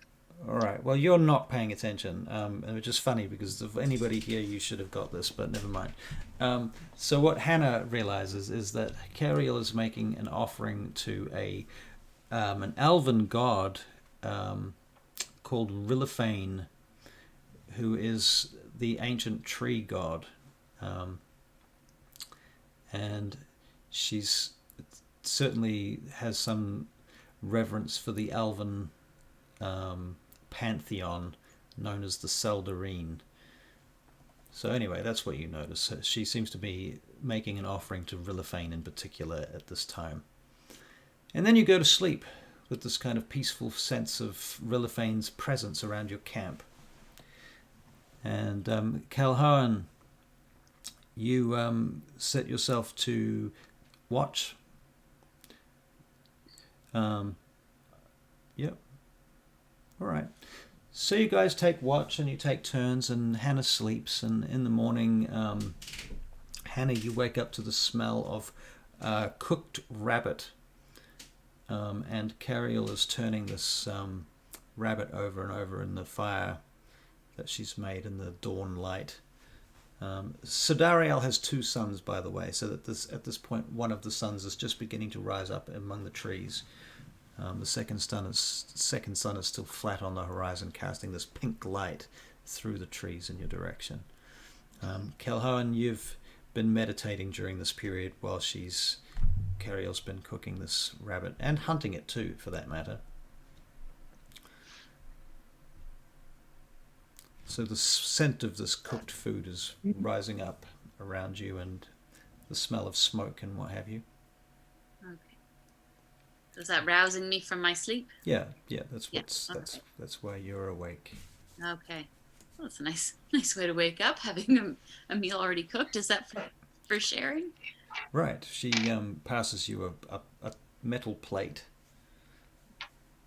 She says, "Eat this up. We'll be traveling a long way." Yeah, wow, thank you. She She nods. She takes one over to Calhoun, who's still in meditation, I suppose. Puts a plate down next to him. He eventually, well, comes out. He comes out of the trance. He has a little burns a little incense, rings a little bell, and then kind of finally notices the food. Oh, thank you very much, not knowing who cooked it. Right. Thank you very much. All right, so you guys eat your breakfast and set about collecting your things and head off on your way, I assume. Yeah. All right. Sounds about right. Sounds about right. Very well then. So the first day passes as you travel through the woods, and you're heading east, back into the sort of away from the sea, deeper into the what's it called, the mainland, I guess is the term, towards Lockhart Valley and Lockhart Lake. As you're traveling along through the woods, and you rise up over this hill, and you see in the distance as you get to the top of this hill. This must be about midday by now. You can see the gleaming light reflecting off the surface of the Lockhart Lake in the far distance. Down among the trees, there's just wall-to-wall trees in front of you, basically, in this valley. And in the far distance, you can see the mountains rise up beyond the other end, beyond the end of the lake, beyond the end of the river. At the very end of the valley, the mountains rise up to the horizon, and they turn to snow, and such. It's a huge and magnificent vision ahead of you. And Wow. Cariel takes a moment to take it in as you break over that hilltop. Directly in front of you is just forest, the tops of trees. You're going to go down among them. This is like the last point at which you're going to be able to see the whole valley before you're surrounded by trees. In the sort of mid distance, just at the edge of the lake, at the closest point of the lake, is one huge tree that rises up out of the forest. If you can see that map, you'll see the town of Etz, where the roads meet on the inner curve of Lockhart Lake, and that's where that huge tree is. There's a smaller island, or not actually a smaller island, an island on the left-hand side of that map, that says Lockhart Keep, and you can see just beyond that huge tree is Lockhart Keep, this massive castle on that island, and you probably can't make out too much detail there. It's just a sort of white dot of stone in the distance. Mm-hmm. Yeah. Yeah, see it. So you've never seen this place before, Hannah. This is as far as you've ever been in this direction. Calhoun, you've come through here a couple of times, I suspect. How old are you, by the way, Calhoun? As an elf, you live to several hundred years. Yes. Let me just quick look at my lovely little age. Haha. I think 100. I don't think too off reaching adulthood.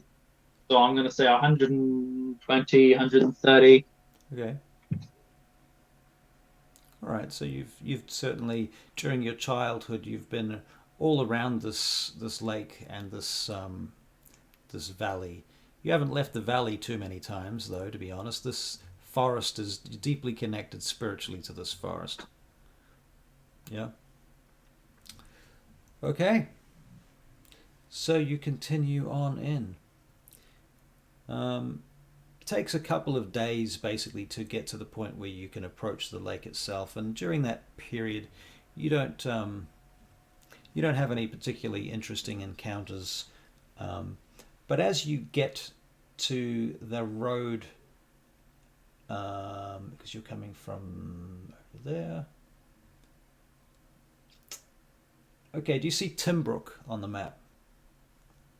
The bottom of the map. Yes. Yes. Okay. So as you're approaching Timbrook from the from the west, you're about to intersect with the road and the river through there. You come past those two sort of clusters of big hills. You're coming down into the valley, and you just about to hit that road. You've been watching that road for a while now. For a couple of hours, you've been able to see the road as you've been winding down through the trees, and in the distance, you think you can see horses kicking up dust among the trees in the distance down there. And you're just about to make it to the road, and these horses are coming in your direction. If you step onto the road, those horses will intersect with you. If you stay off the road, you might have a chance to avoid them if you so desire. Carrier looks at the two of you. What do we do? Do. Oh, yes, sorry. Oh, no, I was just talking to myself. I was wondering if we should try riding the horses. Riding the horses? We could riding the horses. We could, if we position ourselves well when they're coming, we might be able to see if anyone's riding them or not. Ah, the horses are coming towards us. Yeah. Yes. Are they? Right. Yes, Okay. yes, that's what I'm I saying. think They're going to intersect with you if you step onto the road. Ah, okay. So Right. I was thinking they were like wild horses that were. right. No, they're literally horses coming down the road. I would have said as they get a little closer, you think you can see figures on those horses actually. So yeah, Right. Okay. they just Okay. I think. Yes. black silhouettes. Ooh. I think maybe we should stay off the road into the forest. Keep our heads down because we don't know exactly who's on these roads with goblins and that. I think we should hide and let them pass. All right. Same This reason is why I your- kind of asked the owl. Yeah. All right. This is your neighborhood, though. So would you recognize them? When they pass, I might. I think once they pass, if they look nice, if they're someone I might recognize, then I can call out to them. But until I think we know who they are, we should probably lay low. All right. Let's do it. All right. So we're going to get you guys to make stealth checks, please. And I'm going to give you all advantage to do this because you have time to set yourselves up. Okay. I am also going to Anna, what is your what are you like with heighten and whatnot? What am I like with what? Hiding, stealthing and concealing yourself. I was it 21 at there? Is that Wow. what you're asking that I rolled? Okay. Just thinking and So when you regards to who probably needs it hang the on, most. Kello, when you ask that question, you turn around to ask her how she is at hiding, and you can't see her. Oh, and she's gone. Okay. I am then going to cast guidance on myself, just in case, All right. because I don't know what's going to be the outcome. So the first one, just as well. Oh, well, that was a 2, and then a natural 20. Nice. All right. I guess I'll hold on to that guidance for later. But so that's a total of 20. All right. Well, as they approach, Cariel climbs up one of the closest trees, and you see her sort of find herself into a branch. And as they're getting closer, I'll get you guys to make perception checks, please. And you can see black and red colors now in their uniforms, and there's definitely people on these horses. Right.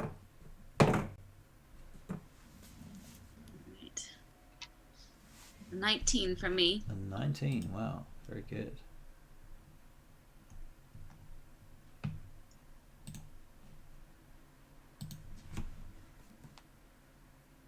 What did you get, Kelhoan? Oh, I actually got a 25. Wow. Okay. That was another natural 20. Wow. I'm going to keep an eye on that. Okay. Well, what you I've notice... never rolled this well. These are my bad dice as well. Wow. Among other things, one of the things that you notice is that the branch that Cariel is sitting on is beginning to crack. Like it's actually beginning to tremble, and you can see this crack go through it. I'm going The horsemen to... are getting almost up to you now. I am going to go over and just in a panic, just put out my arms waiting to catch her. Okay, so you're going to make another stealth check? Yes, I am. All right. You're not sure that she's going to... You're not sure that she's going to hurt herself. You're more concerned that she's going to give herself away. Right. I rolled a 60 on stealth that she's going to give us away. What do I am? So Hannah, you see him doing this too, by the way, at this point. Yeah. If it's just that she's going to give us away, I am. Oh, jeez. Can I? Is there anything I can do to secure the branch? Well, without breaking your rather good stealth check, not a lot. Right. I mean, you can, but you're going to have to leave your position. You're going to have to make more stealth checks. You're going to have to start making, other types of checks in order to do that. Right. And these horse people, calling them horse people, not horsemen, are kind of... They're about 150 feet away now and closing rapidly. You can now hear the beat of their hoofs on the road as they're crashing down the road towards you now. And you can see there must be about 8 of them. Okay. Or at least 5 of them, I'm sorry. Little can you do much except watch in horror. Yeah. How about you, Could I... Hmm? Can I try cast Entangle? So instead of her weight going into the branch, it's instead going into the grasping weeds and vines that I create from Entangle, kind of like steady her. That's brilliant. I think that's... Can you read me the description of Entangle, please?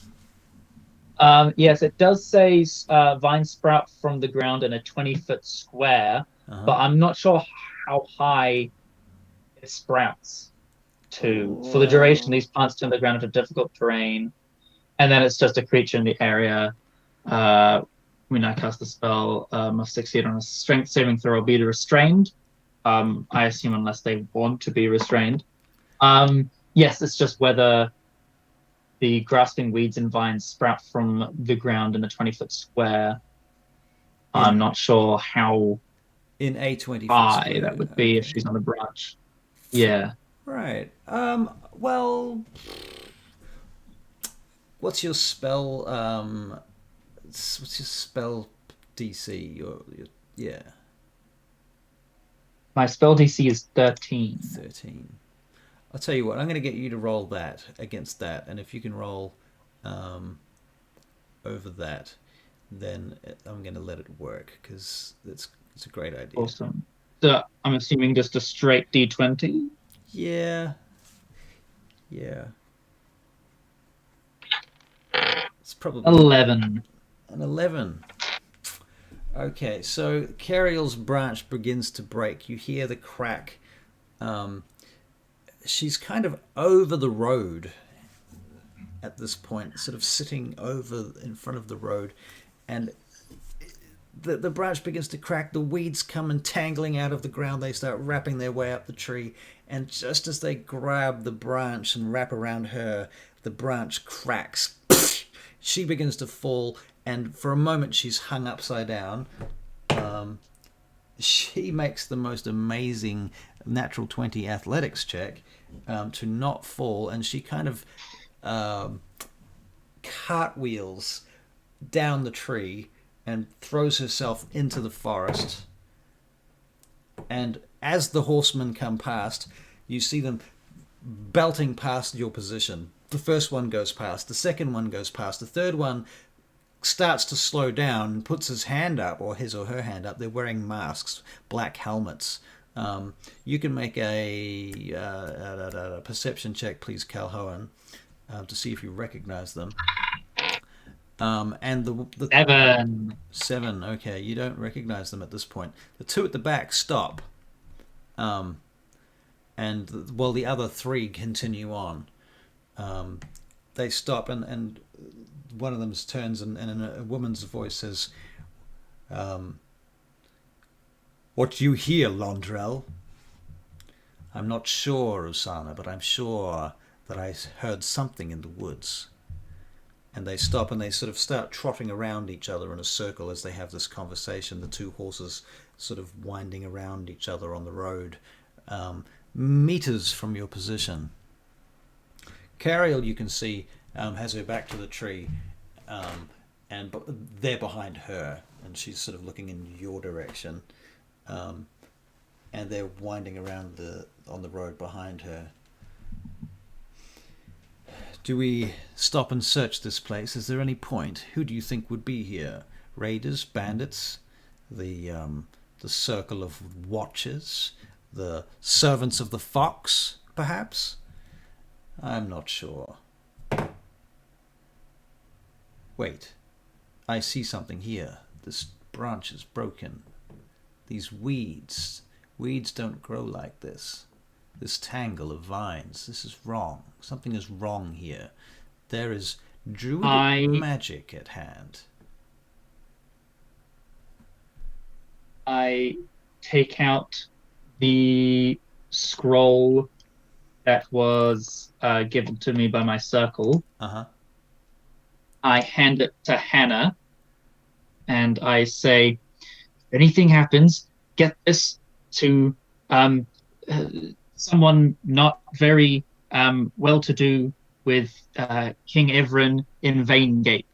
Find someone in the Druid or the Circle of the Moon to give this to. They'll know what to do in Vaingate. And I step out onto the road and say in Elvish, "Hi there." Ah, you. Greetings, commoner. What's your name? Hello. My name is Cal Owen. I am Captain Usana Fehar Talandaren of the Black Guard. This is my Lieutenant Londrel. What are you doing here? Good morning. Why are you lurking in the woods by the road? I just like the forest. I mean, it's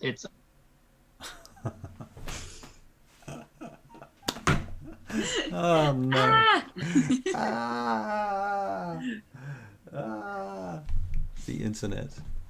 Well, so how are you enjoying your first game, Hannah? This is the opportunity to ask you. Sorry, Hannah. I keep calling you Hannah because that's your character's name and it's on screen. Yes, it's fine. Yeah, it's can be very pacey sometimes. Right. A little bit tense. Well, that's good. That's good. I don't want it to be too slow. That's the thing that, can kill a game like this, is when it gets too slow.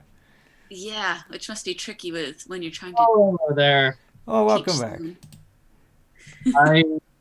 think I've figured out an act to stop that from happening. So Oh, really? fear not. I think I have everything under control now. Everything under control. Yep. There we go. There. I am talking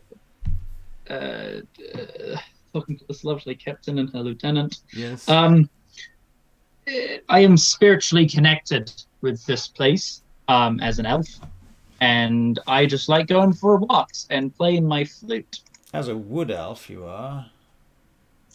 Yes. They take off their helmets, and Usana sort of turns and looks at you. She is clearly a high elf.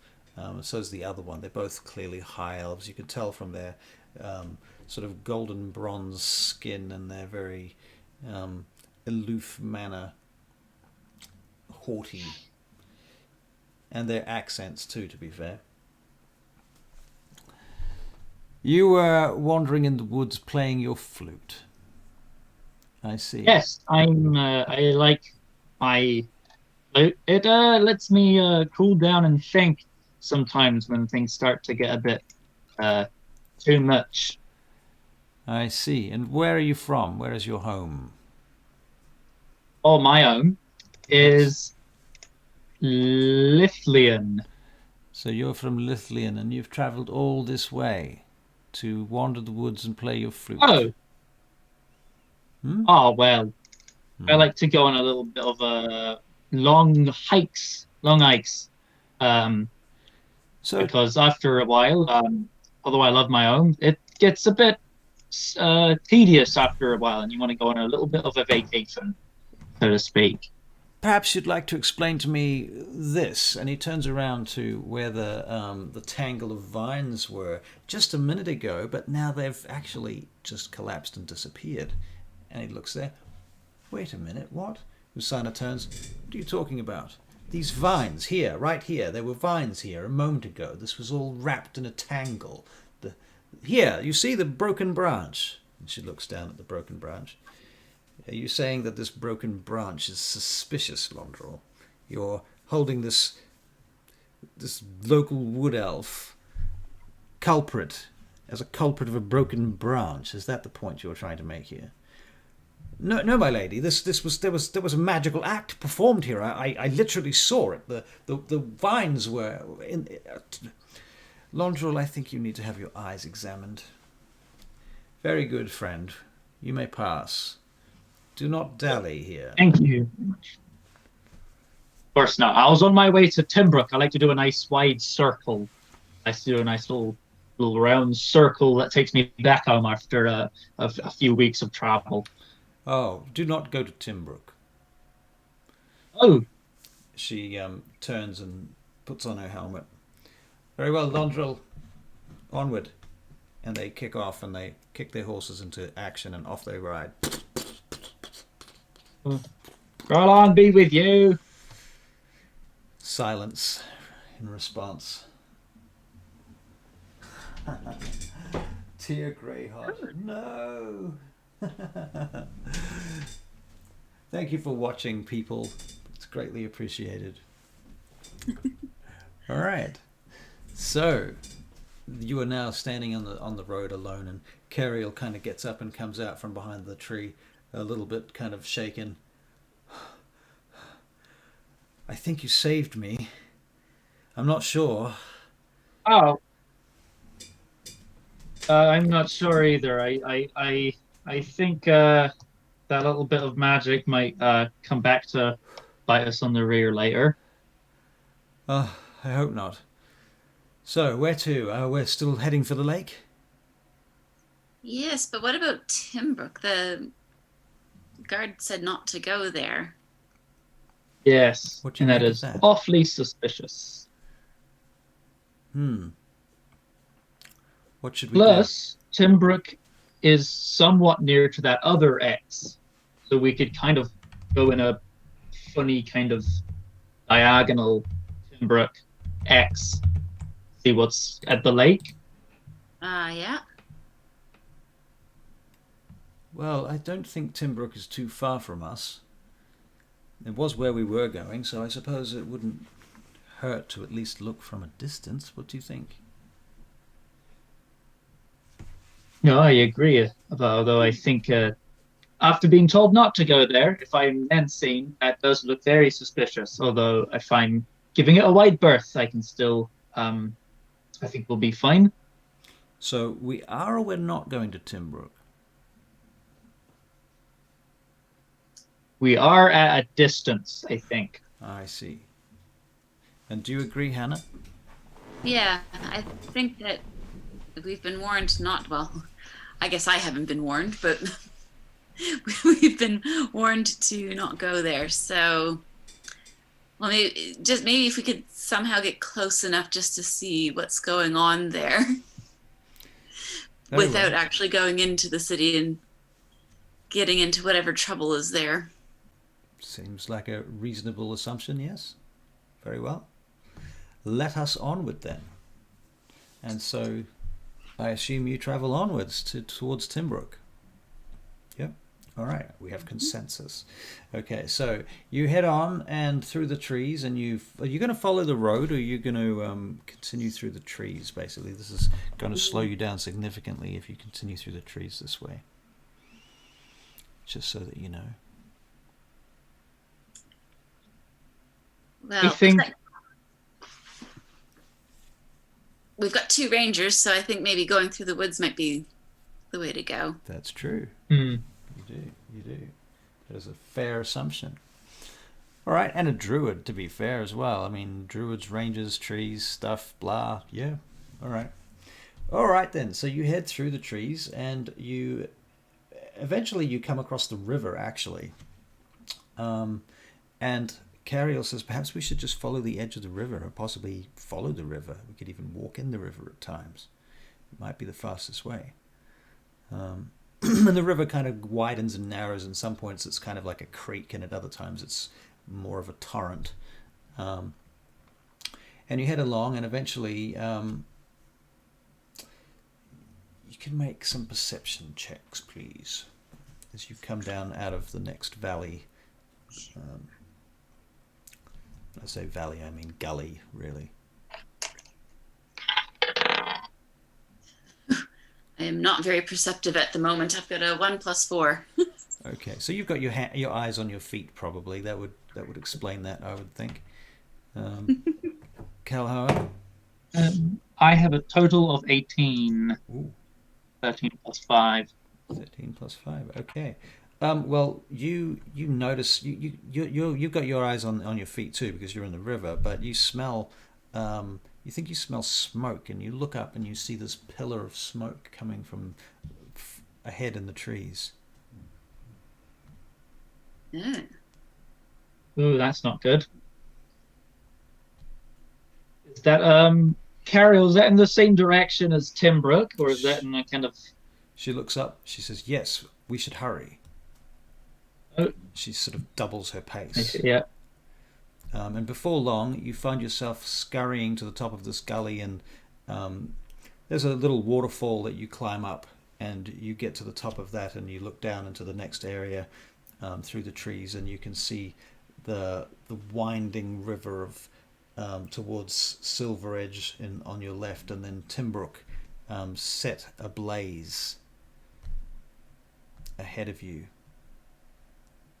and smoke pouring out of the township among the trees. You can see some structures there still on fire.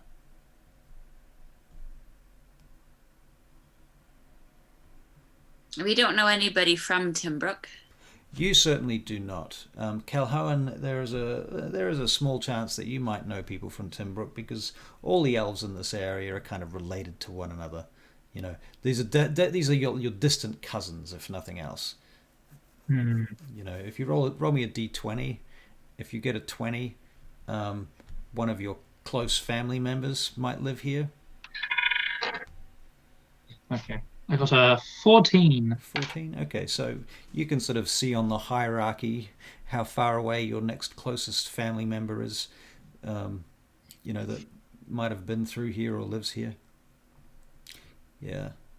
Nobody too close, but still. You know a person. Right. third cousin, twice removed. Maybe we should go down and try help from afar, or I don't know, help try people get out. Okay, well, yeah, maybe we can try to stealthily go a bit closer and see what we can see. See if there's still people or, soldiers or Around. danger present. If it's just fire, then we might be able to help people get out, but it could be swarming with some not so nice people. Yes, I have a feeling it was those same people we encountered not too far back.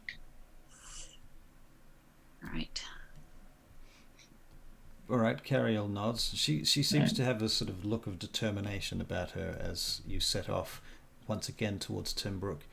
And you close in slowly through the trees and the forest, and following along the river still.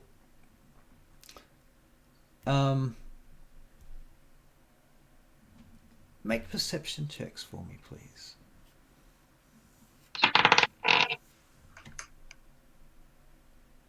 That's a bit better. 15. 15. And I got a 10. A 10. All right. So you see Hannah in the distance floating down the river, a basket. Basket. Okay. Yeah.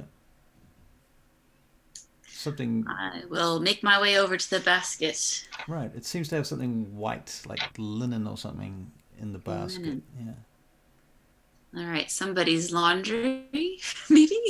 Yeah, it could be. It kind of floats up towards you, and then you realize that there is a small elven child, very, very young, like an infant, in that basket. Okay. Well, I guess I better pick that up then. It makes a sort of crying noise as you lift it up out of the water, and then it stops and sees you, makes eye contact with you, and blinks. How far away are you, Calhoun and Cariel? 10, 15 feet back, making sure that there's also nothing in the thing that's gonna blow up or something. Would you see her pick up the basket, and you see this hand, this very small hand, come out of the basket and reach up towards her. What you got there? It looks like a baby. Oh. Probably an elvish baby? You think so? You can tell from the ears. Yeah. Yeah. I come wading over to have a look. And it looks around and looks at you. It sees you and makes it's definitely a baby. It sees you and makes a cry for a moment when it sees Calhoun. Oh, does it recognize Calhoun? Is it old enough to do elvish babies recognize people? Cariel's just silent. She says, she doesn't say anything. She's just looking at you holding this baby. She says, we should take it back, I suppose. What do you think? I think that if someone put the baby in the river, there's got to be a good reason for it.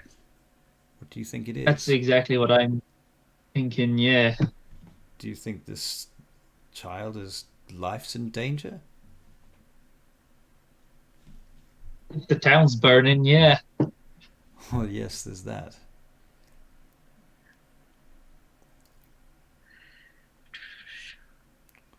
Is the river running to or from Timbrook? From. Yes, I would say someone put this wee little burn in here, and let it get carried off to somewhere like Silver Edge. Well, yeah, that river takes it directly to Silver Edge.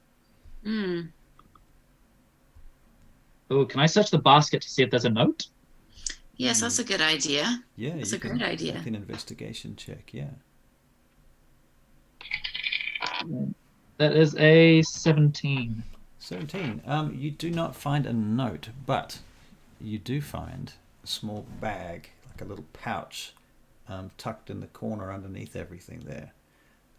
And it seems to be made of some sort of leather. So it's quite nice. It's very, very well made. Oh, there's a little pouch. Hesitantly open it up and have a look in. Okay, inside the pouch, you find a signet ring. Hey, Like a full-sized signet ring for a person. oh, I And think there, this baby might come from a good, from a wealthy family, or maybe a noble family even. certainly. Kelhoen, can you make a history check for me, please? And 13. A 13. All right. You believe the signet ring is a symbol of a family who was very famous, and in fact is still very famous because it's the family of the king, the Arathani line, or Arathani.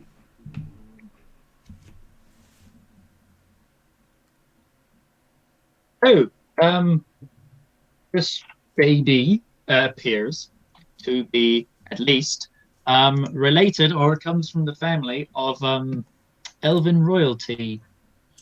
Oh, It's a high elf too. You can tell that from the skin color of the baby. ah, Yes, definitely of high elf of high elf breed. And I looked to Ariel and I say this potentially the stories of them missing Arathani people. Do you think this might be one of them? Do you think this child is being hunted? Oh, well, yeah. Now that you put it like that, definitely, I think he's being hunted now. I think we need to get a little bit of a story straight here if we run into those baddies again. I think Cariel will have to say that you're the mother. I don't know. Maybe I'll be the nanny. Because It's it's not a quite bad odd idea. traveling with a baby. So Yes. we might need a And backstory. She sort of The closes her eyes like, oh, God. I can't be the what mother, should I'm we? sorry. No, I understand, That's she says, fair. but she looks over at Callahan. She says, I suppose he's supposed to be the father then. Is that the idea? This child is Oh, clearly a that high wouldn't elf. work. Yeah, we're both definitely quite coppery people. We're both wood elves, that's true. Yeah.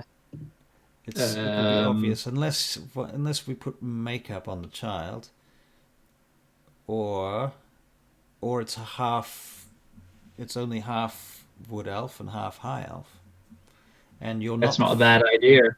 either. You're not the father, or I'm not the mother. She says. It's not a bad idea. Oh, I why is the think stream tagged under video editing? That is a really excellent question, and that is a really stupid mistake on my part. I seriously apologize for that. Please do continue while if you guys can talk among yourselves in character while I figure that out. Okay. of course. Well, I think oh yes. well, I think no mother's going to send their baby out without them. So I think Cariel really has to be the mother in our concocted story. Why are you so sad? That Edward. and with the Edward. and with the sorry, you Nope. you're still talking. Oh, it's okay. You sure? Yeah, Okay. yeah. Yeah. Okay. Also with the blackguard who ran past, if they see me again and I'm suddenly with a baby and I'm like, oh, it's my baby, it looks a bit weird that I was walking without my baby. More than I met up with a fellow half elf who happened to have a child that was also potentially not fully elvish. Yes. And they might leave them alone if they think them it. I don't know. It's just kind of a thing, isn't it? Just a thing of elven flesh. Yes, we don't really know much about the baby at this stage. No. What should we do with the signet ring? Because I think if the baby's found with that, that's not particularly great. At the same time, we don't want to throw it away because if we need to prove that he's the Arathani descendant, then we've kind of shot ourselves in the foot if we throw it away. Then we've kind of shot ourselves in the foot. Well, I suppose we could hide it. But we probably need to keep it with us. Is there one of us that's least likely to be searched? Well, I don't know, because I feel like if the Blackguard are particularly interested in elves, they might go for the elf. But then again, if they find a human in elven territory, they might find that suspicious. So I'm not too sure.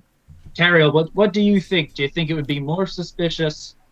Do you think they're more likely to search one of us, or do you think they're more likely to search Anna Scarby?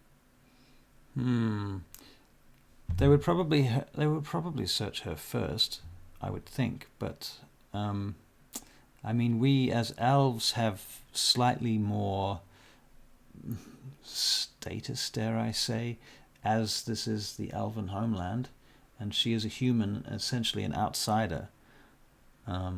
So they will probably search her first. But that being said, my friend, I fear that in these dark times, Ivran's Black Guard will search anyone and everyone.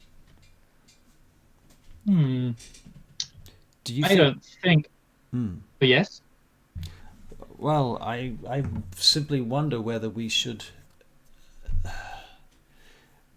split up, or whether we should return and leave this place and take this child somewhere outside of the Elven lands. Unless you want to travel onwards to the lake just to see. We're so close. Yes. Close. And the Blackguard passed us. They're long gone now, but I mean there could be more of them, of course. But we would need to avoid Timbrook, I suspect. I don't think we can help anyone in Timbrook as long as we have this child in our hands. And I don't think we can leave the child in Timbrook either. Definitely not. I think if we just have a look at the island, because then we know it's there or not. If it is there, then that's also information we can use. But I think yes, if we get this hunted child away from the hunters, that wouldn't be too bad. Very well. Yeah, that's kind of a priority, isn't it? So do we all agree then? Yep. I think we do. Very well. Okay, so onwards we shall. So you pick up your business and your bits of gear and so on, and how are you gonna carry this child?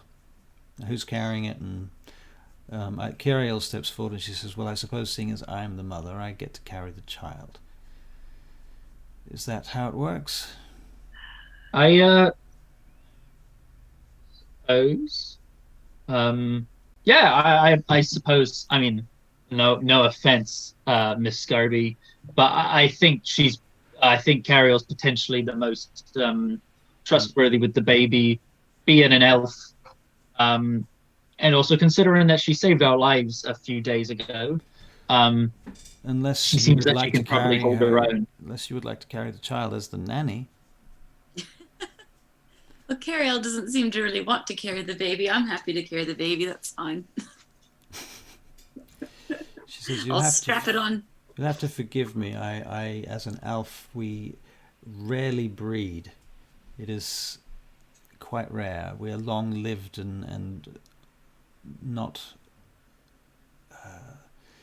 quick to Maternal? reproduce. Yes, I suppose that would be the term. Not often. When we are, but presently this is not the time in my life.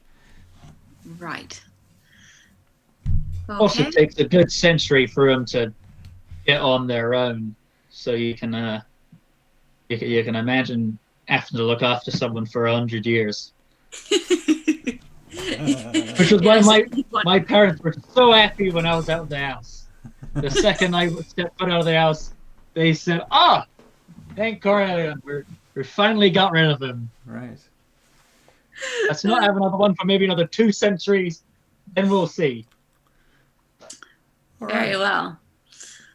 All right. So I'll take some of the linen from the basket and I'm going to make like a thing to strap the baby onto my chest. Wow. Okay. Clever. Yeah. All right. So you can do that, and you start traveling through the forest towards the lake, and that's going to take a good day and a half, I think, to get there. But you move pretty quickly. You have rangers, and a druid. So you head through, and you're following the river. Are you still following the river? Are we still following the river? I think so. It's also a good resource for fresh water. And if in doubt, we just put the baby back on if we get in trouble and let nature take its process down to where it's supposed to go with the ring. I think the river is possibly the safest bet because we also get. You'd be like, us? What? Baby? What? Where? Oh, that baby. Oh, where'd that come from? The one that's just floating Lady down. of the Lake. Right. Right. Gifted to me, this baby, this child. Right. Okay, so you eventually...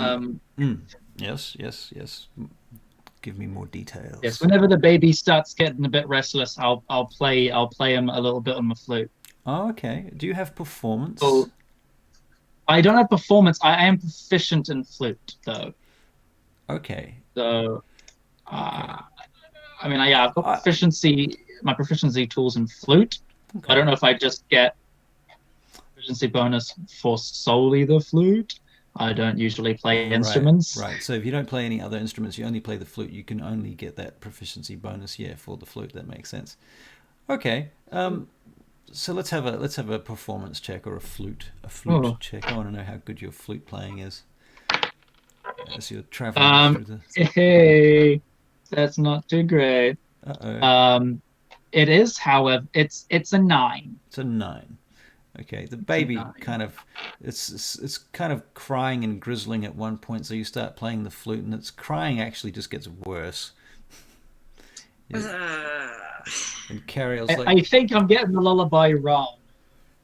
I think you are getting that lullaby wrong, says Cariel, and she corrects you with some wood elven phraseology and words, some of the lore. I think that's supposed to be how it goes. The good King Durian came to the Battle of Kobandur. I think the right. You have to have the okay. Right. It's possibly hard for me to sing and play at the same time. So if you know the lyrics, maybe you can sing, and I'll just solely stay on the flute. It's quite hard to swap and choose between the two. Very well. Well, okay. I'm going to make a performance check for Cariel to see if she can actually sing this tune. 12. Passable. Barely passable. She can carry it. She can carry it. What were you going to say, Johanna? Excuse me, my elvish friends. What do elf babies eat? Cariel looks over at you. Mother's milk, typically. But that's a bit of a problem. We have possibly some substitutes. All right. Well, maybe we better hurry on and get to Yes. where this baby was supposed to be going. Yes. 2 questions. One, does this baby have teeth? No. No. Okay. So my second question's a little bit redundant. I just want to ask if we have lambas. Like elven bread? Yeah. Yeah. Not on Earth, but as a does our as culture as a have culture. elven bread? Yeah, I think so. Yeah, for sure. Okay. Um, Because that would in be fact, quite good in a what, sticky situation. right, and you could also soak it in like cow's milk or something like that to make it kind of nommable.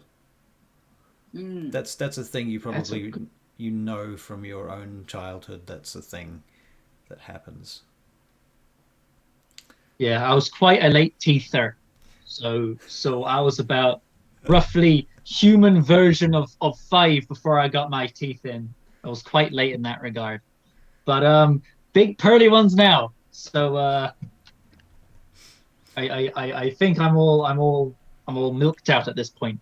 Um, Very good. so it's just I'd like the crunch of stuff now.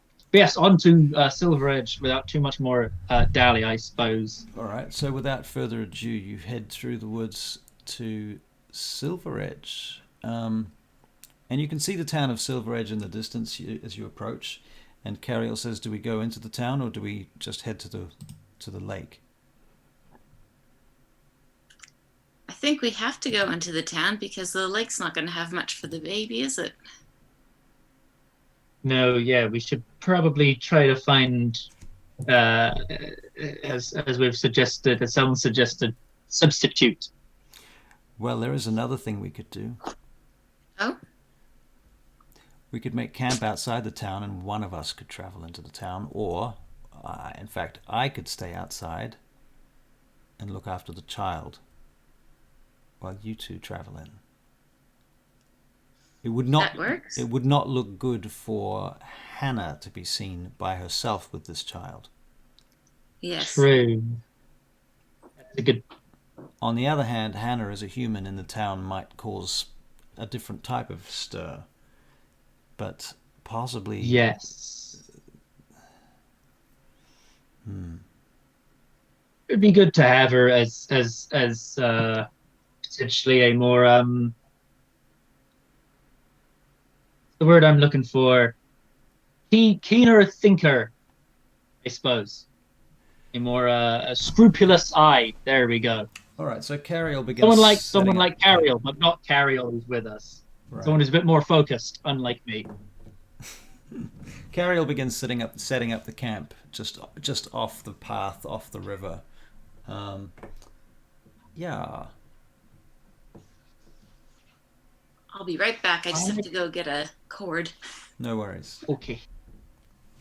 Can I make an insight check On who? to see if Cariel, like when Cariel suggested I could stay with the baby? Right. I just want to see if I can if I can pick up on anything being like, I'll stay with the baby and then she's gonna run off or do something nasty. Right. Okay. Yeah, you can make it an insight. Get like an insight. I just want to see if she's being deceptive. Okay. I mean, obviously, I'm not going to get anything that specific.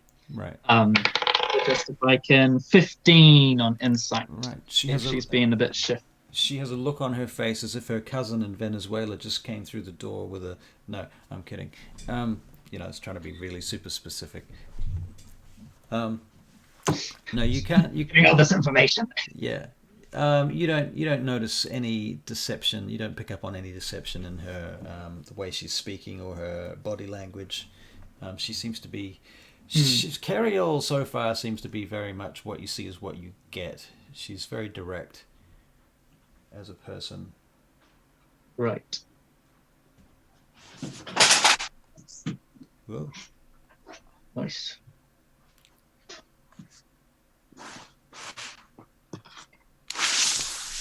Oh, my apologies.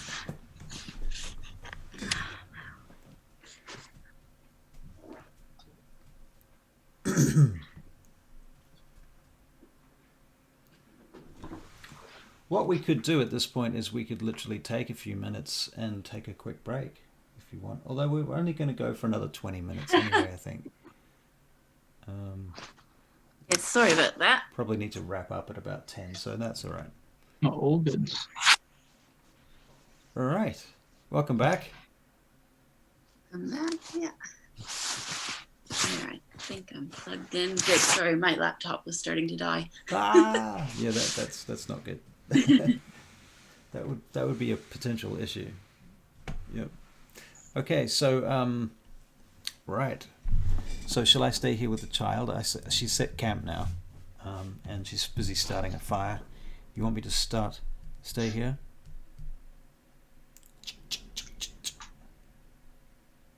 Yes. Yes, I think that's probably what we'll do. And we'll go and see if we can get some information and some Milk. kind of milk.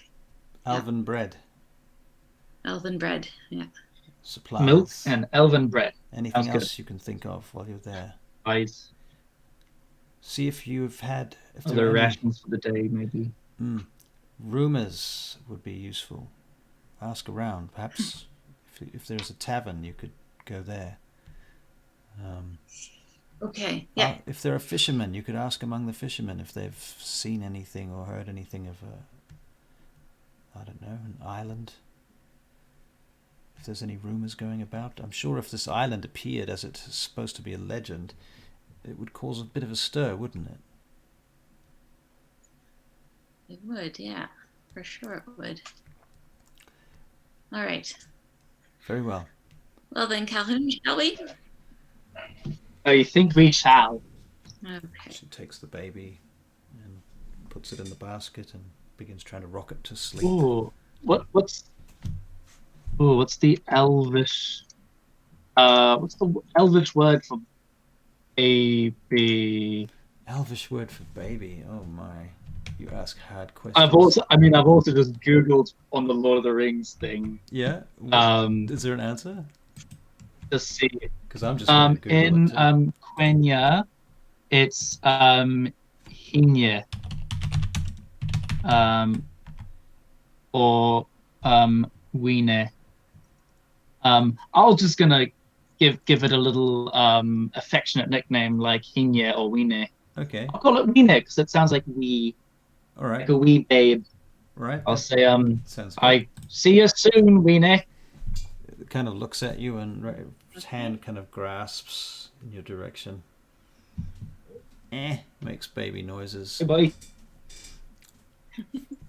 All right. And you guys go wandering off into the forest, heading towards Silver Edge.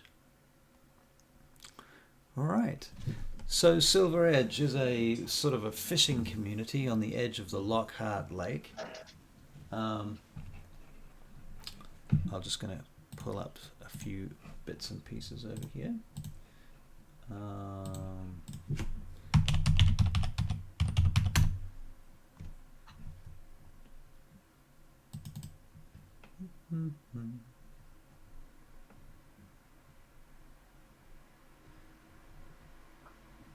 All right. And as you approach, you see that it has it's mostly a wood elven community. They don't have a big great tree like Etz does or Lithlian, but they are deep in the forest and surrounded by trees, and they kind of a lot of their houses and buildings and what have you are hanging in the trees or built into the trees and what have you. Around the perimeter of the town itself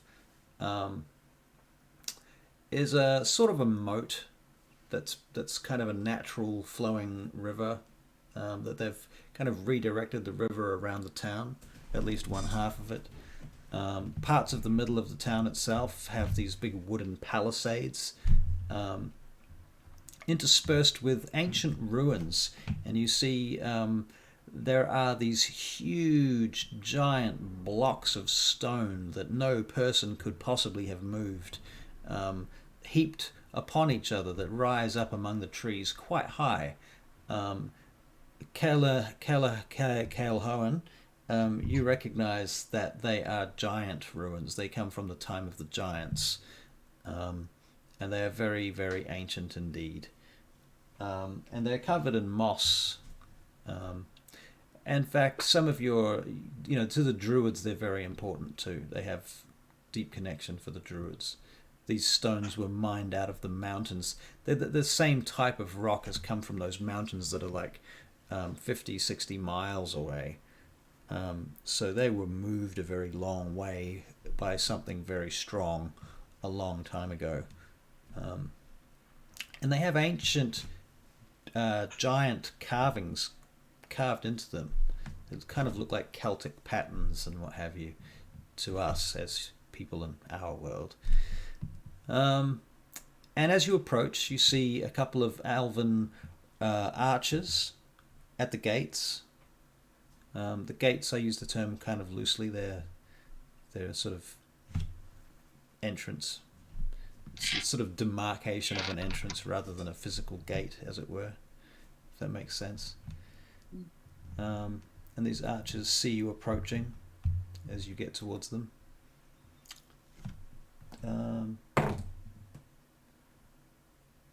One of them looks over at you, Kelhoan. He says, "You, sir, are you a Firahal?" Oh, yes, I am. He says, Yes, I am. I do recognize your features, sir. You've come a long way. Ah, Welcome. oh yes. Welcome to Yes, Silver I enjoy Edge. my nature. And who's this then? Oh, He says. thank you very much. Who's this then? This is my dear friend Anna Scarby.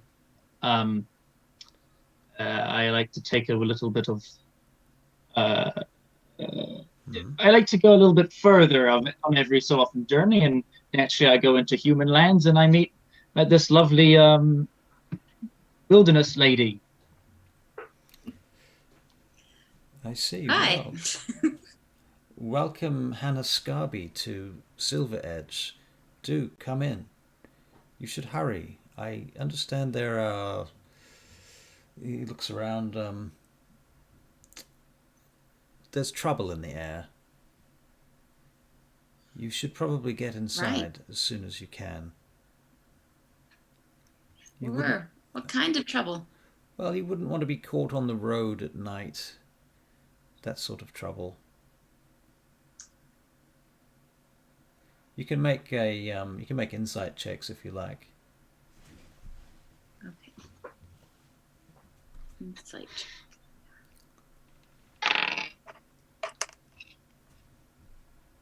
Ooh, 20. 20, very good. Okay, and Kelhoan? I got half that. I got a 10. You got a 10. Okay, you don't notice anything in particular. This fellow seems to be kindly but scared. Yeah, makes me a bit nervous about Cariel and Weene alone in the forest. But, okay. Maybe we make this trip as short as possible. Yeah, I think that's a good idea. So presently the second sun, Ida Solum, is high on at its apex right now, and the first sun, which is Solum. No, that's never mind. I get them confused. I have it all written down. One moment. Here we go. No, that's the wrong piece of paper. Never mind. We'll come back to that.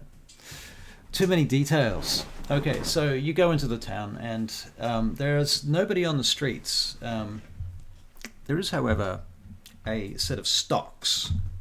You know what I mean by stocks, right? And there is a figure in the stocks, literally hands and head, hanging in the stocks, on her knees, long hair draped over her face, long black hair. Body looks beaten and maybe even broken. You hear this groan coming from them as you pass by. I go up. Yep. And I bend down and say in Elvish, "Are you all right? And as I touch her on the back, I'm going to cast Cure Wounds. Wow. Okay. Roll for your cure wounds, please. That is a total of 6 hit points. Okay. She gets back. And you said it's been a day or so Yep. Yep. since we found the baby. Yep. Well, So this figure, you heal this figure that's laying in the stocks, and you see the bones in her back of her leg knit, and sort of her body straightens out somewhat, and she groans through the pain as it twists all of her figure back into shape, and then Thank you, good sir. Let me out, please.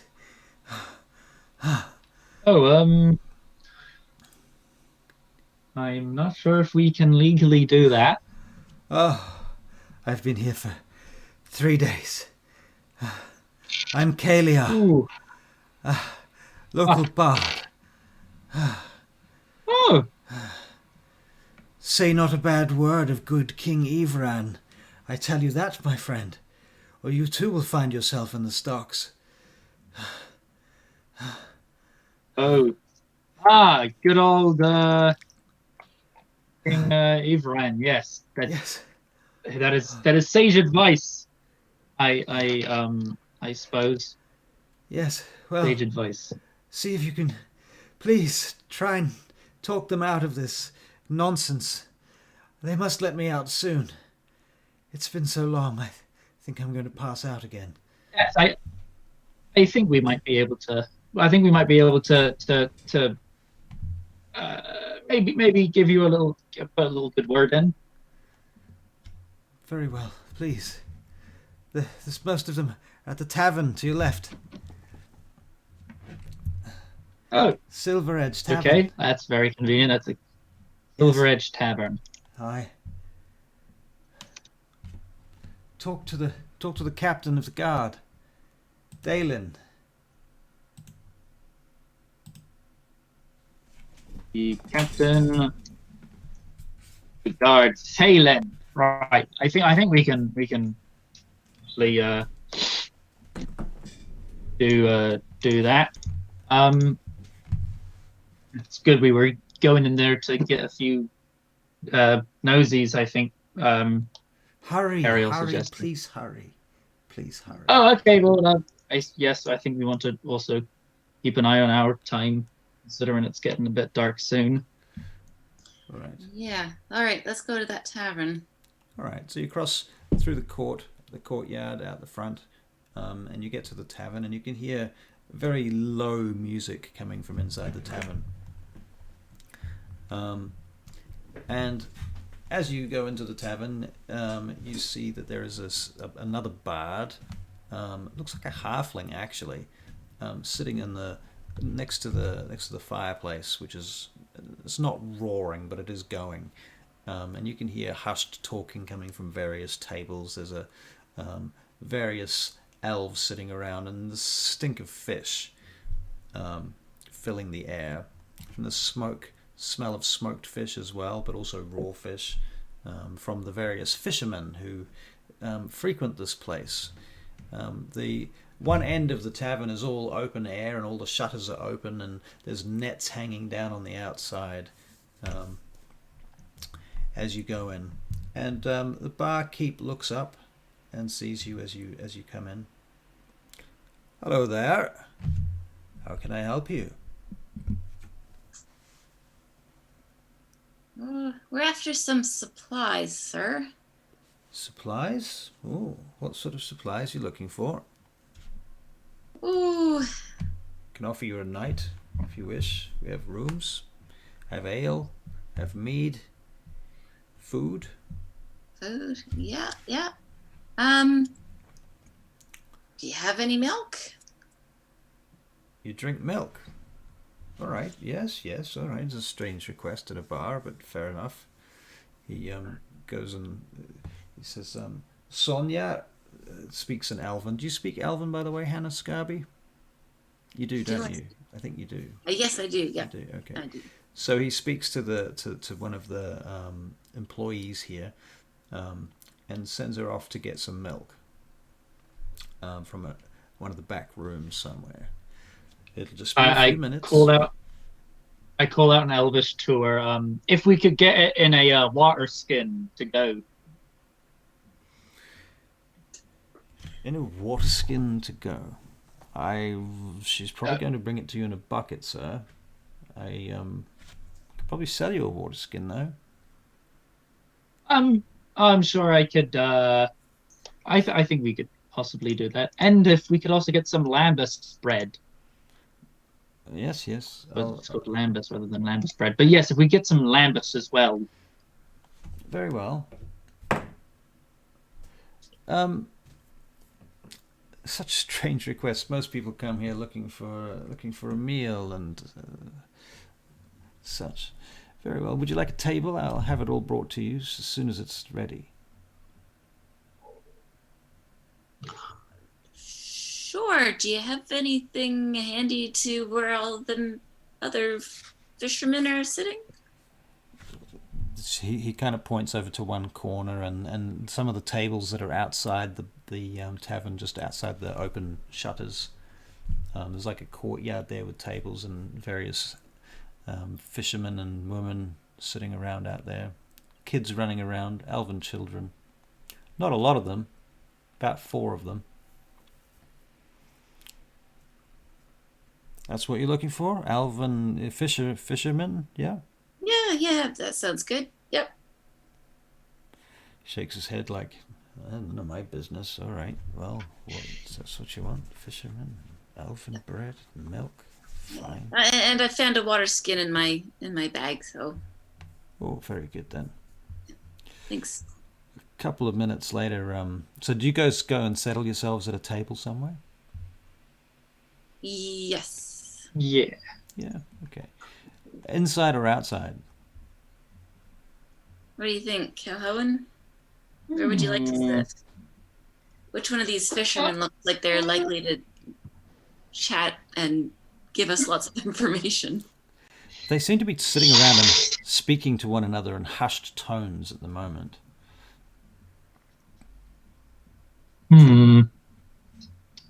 I think,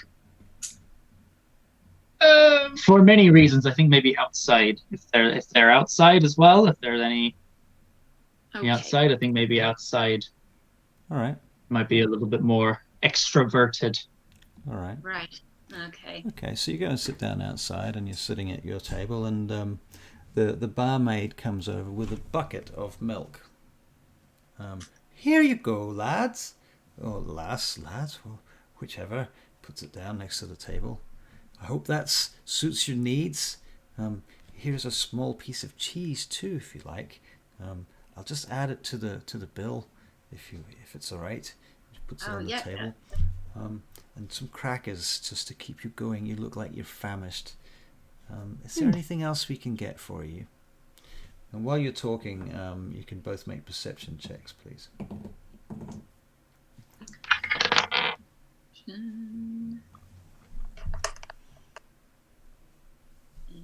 22. 22, very good. All right. And Calhoun. Well, I got a total of 6. A total of 6. Wow. Okay, so you're busy looking at this piece of cheese like, I mean, you could tell me why do you think you failed that check? What were you thinking about? I don't get cheese often. Cheese is a luxury. All right. And so I'm just straight into cutting it up, putting it on the cracker, and just enjoying it. Being like, oh. All right. Meanwhile, So good. Hannah, you overhear this little snippet of conversation in the background from one of the fishermen behind you, and he's saying, "Oh, it was very strange, lad. He came wandering down the beachside, jumped out of a tree, I think. That's where I first saw him, isn't it? A tree. Came down, and he offered to pay for my fisher boat for I think he said it was going to be an hour. He took my boat. He paid me 10 gold pieces for an hour for my boat, and he was gone all day. All day. Didn't say a word about what it was about. And then finally came back, and he was good to his word, paid up, paid a lot extra too for the amount that what he said, and I got my money. I didn't need to go fishing for 3 weeks after that. So I've been away for the last couple of weeks essentially because I didn't need to go fishing, and that's why you haven't seen me around. Yeah. I think he didn't tell me his name though. Funny looking young fellow. He looked like he was scared out of his wits, to be honest with you. Took the boat. Yeah. And where did the fellow go? Well, I saw him get on the boat, and he rowed directly out into the lake, and just disappeared into the mist, and that was that. I thought, oh, I'm never going to see my boat again. But he left me. Fortunately, he left me something of a bond. He gave me his coin purse, so I had all of his money, and I expected he'd come back. If he didn't come back, he would have paid for the boat over at least three or four times with the amount of money in the purse. But as he was gone all day, he ended up giving me most of it anyway. So I didn't mind. Cost me nothing no skin off my nose. I ended up with the fish I needed. I just bought it. So there you go. And that's the story. So that's what you've ever heard. Did you hear that, Calhoun? Oh.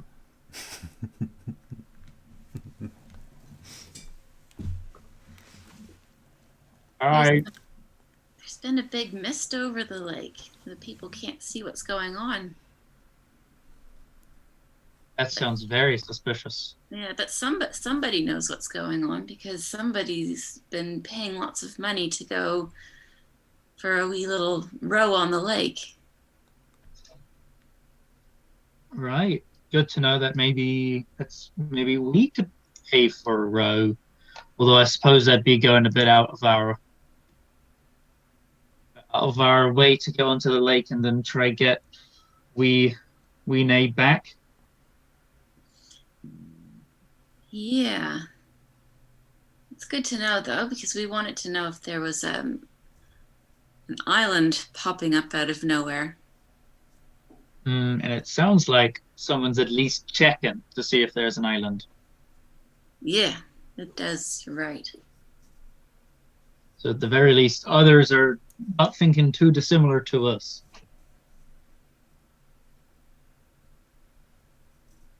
Right.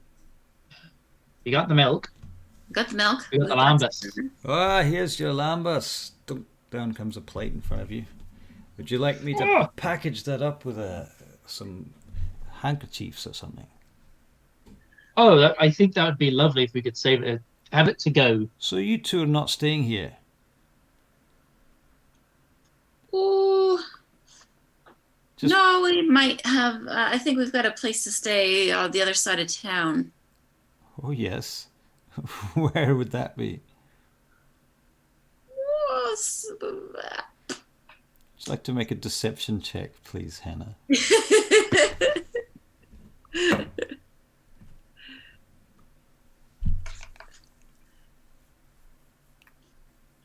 15. All right.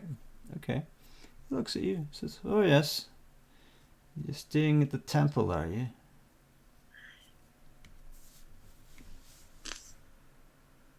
I guess so. Yep. Calhoun knows some. Oh, praise Corellon and Villafane, Saldarine. Aye. Temple people. You're not from around here, are you? He looks at you, Hannah. You're not really from around here, are you? What's a human doing in these parts? No, I'm not. What are you doing? No, I met Calhoun on the road, and he's just bringing me around to meet some friends of his. Oh, I see. Well, good luck. Do enjoy your stay in Silver Edge. I hope you like it. But he looks out the window, not out the window because you're outside. He looks over towards the bard in the stocks. He says, "Be careful who you say what to. Don't want to end up over there." Fortunately, yes, those sir. He leans in a little bit closer to the table and he says, "Fortunately, those pricks left yesterday afternoon. I'd have her set free myself, but not in a position to do so. But, you know, a couple of strangers like you could put in a word with the city guardsman. You want to speak with Dalen, might help you." Right. Where would we find this Dalen? He points over to this small stone tower that's kind of built into the side of this large fallen tree that's grown into yet another tree that's coming out of the ground. This sort of dense bit of forest / city town area. It's all kind of compacted into one thing. But it's essentially a stone tower built into a tree. He points over there. You might find him there this time of day. He'll be coming on up over here in about an hour, though, I would think. Okay. Well then, Calhoun, what do you say? Should we stay and enjoy our food and maybe try to run into Dalen in a bit? Oh, I definitely think we should stay to talk to Dalen, and then once we've helped young Miss Ilia, is that right? Yep. Kalia, yep. Kalia. After we've helped young Miss Kalia, I think we should head back to Ariel and Wiener. Oh, Cariel? Oh, yes, Cariel is our friend. She is she's also at the temple, but she's well, she's quite tired. She's quite exhausted. So we're the ones going out, getting some fresh air, seeing the town. Yeah, she's just a bit sleepy is all. I see. Well, I know a Cariel, a ranger, actually. I wonder if it's the same Cariel. Could be. How do you know this Cariel? She like? Well, she's a distant relative of mine. Huh. You get along with her. Well, yes, I don't spend much time around her, to be honest. But I've met her once or twice. She comes through this area from time to time and stays in this here tavern. Does she? Aye. Huh. Well, That's yeah. interesting. Interesting that she's not staying here this time, actually. I'm a little bit offended, to be honest with you. It might not be the same. Might not be the same Gariel. We should ask her. Surely not. I will definitely do that when we go back to the temple. Well then, good luck and enjoy yourself. I have many customers to Thank serve, you. and I just wanted to pass on my blessings and welcome to Silver Edge. Thank you It's very much. Thank you. It is nice to meet a human. I do not meet many humans. I would like to shake your hand if I may. Thank you. And he retreats back into the bar. And it is, at this point, 10 o'clock, roundabouts, 10:05. Perhaps we should leave it there for the evening. Yes, with the suspicious milk-drinking human. Right. So, there you go. And thank you, everyone, for watching. Those of you that hung out with us and spent time with us this evening is greatly appreciated. Yeah, thank you very much. And with that, I'm going to stop the stream. But yeah, bye. I'm just going to say goodbye to the audience.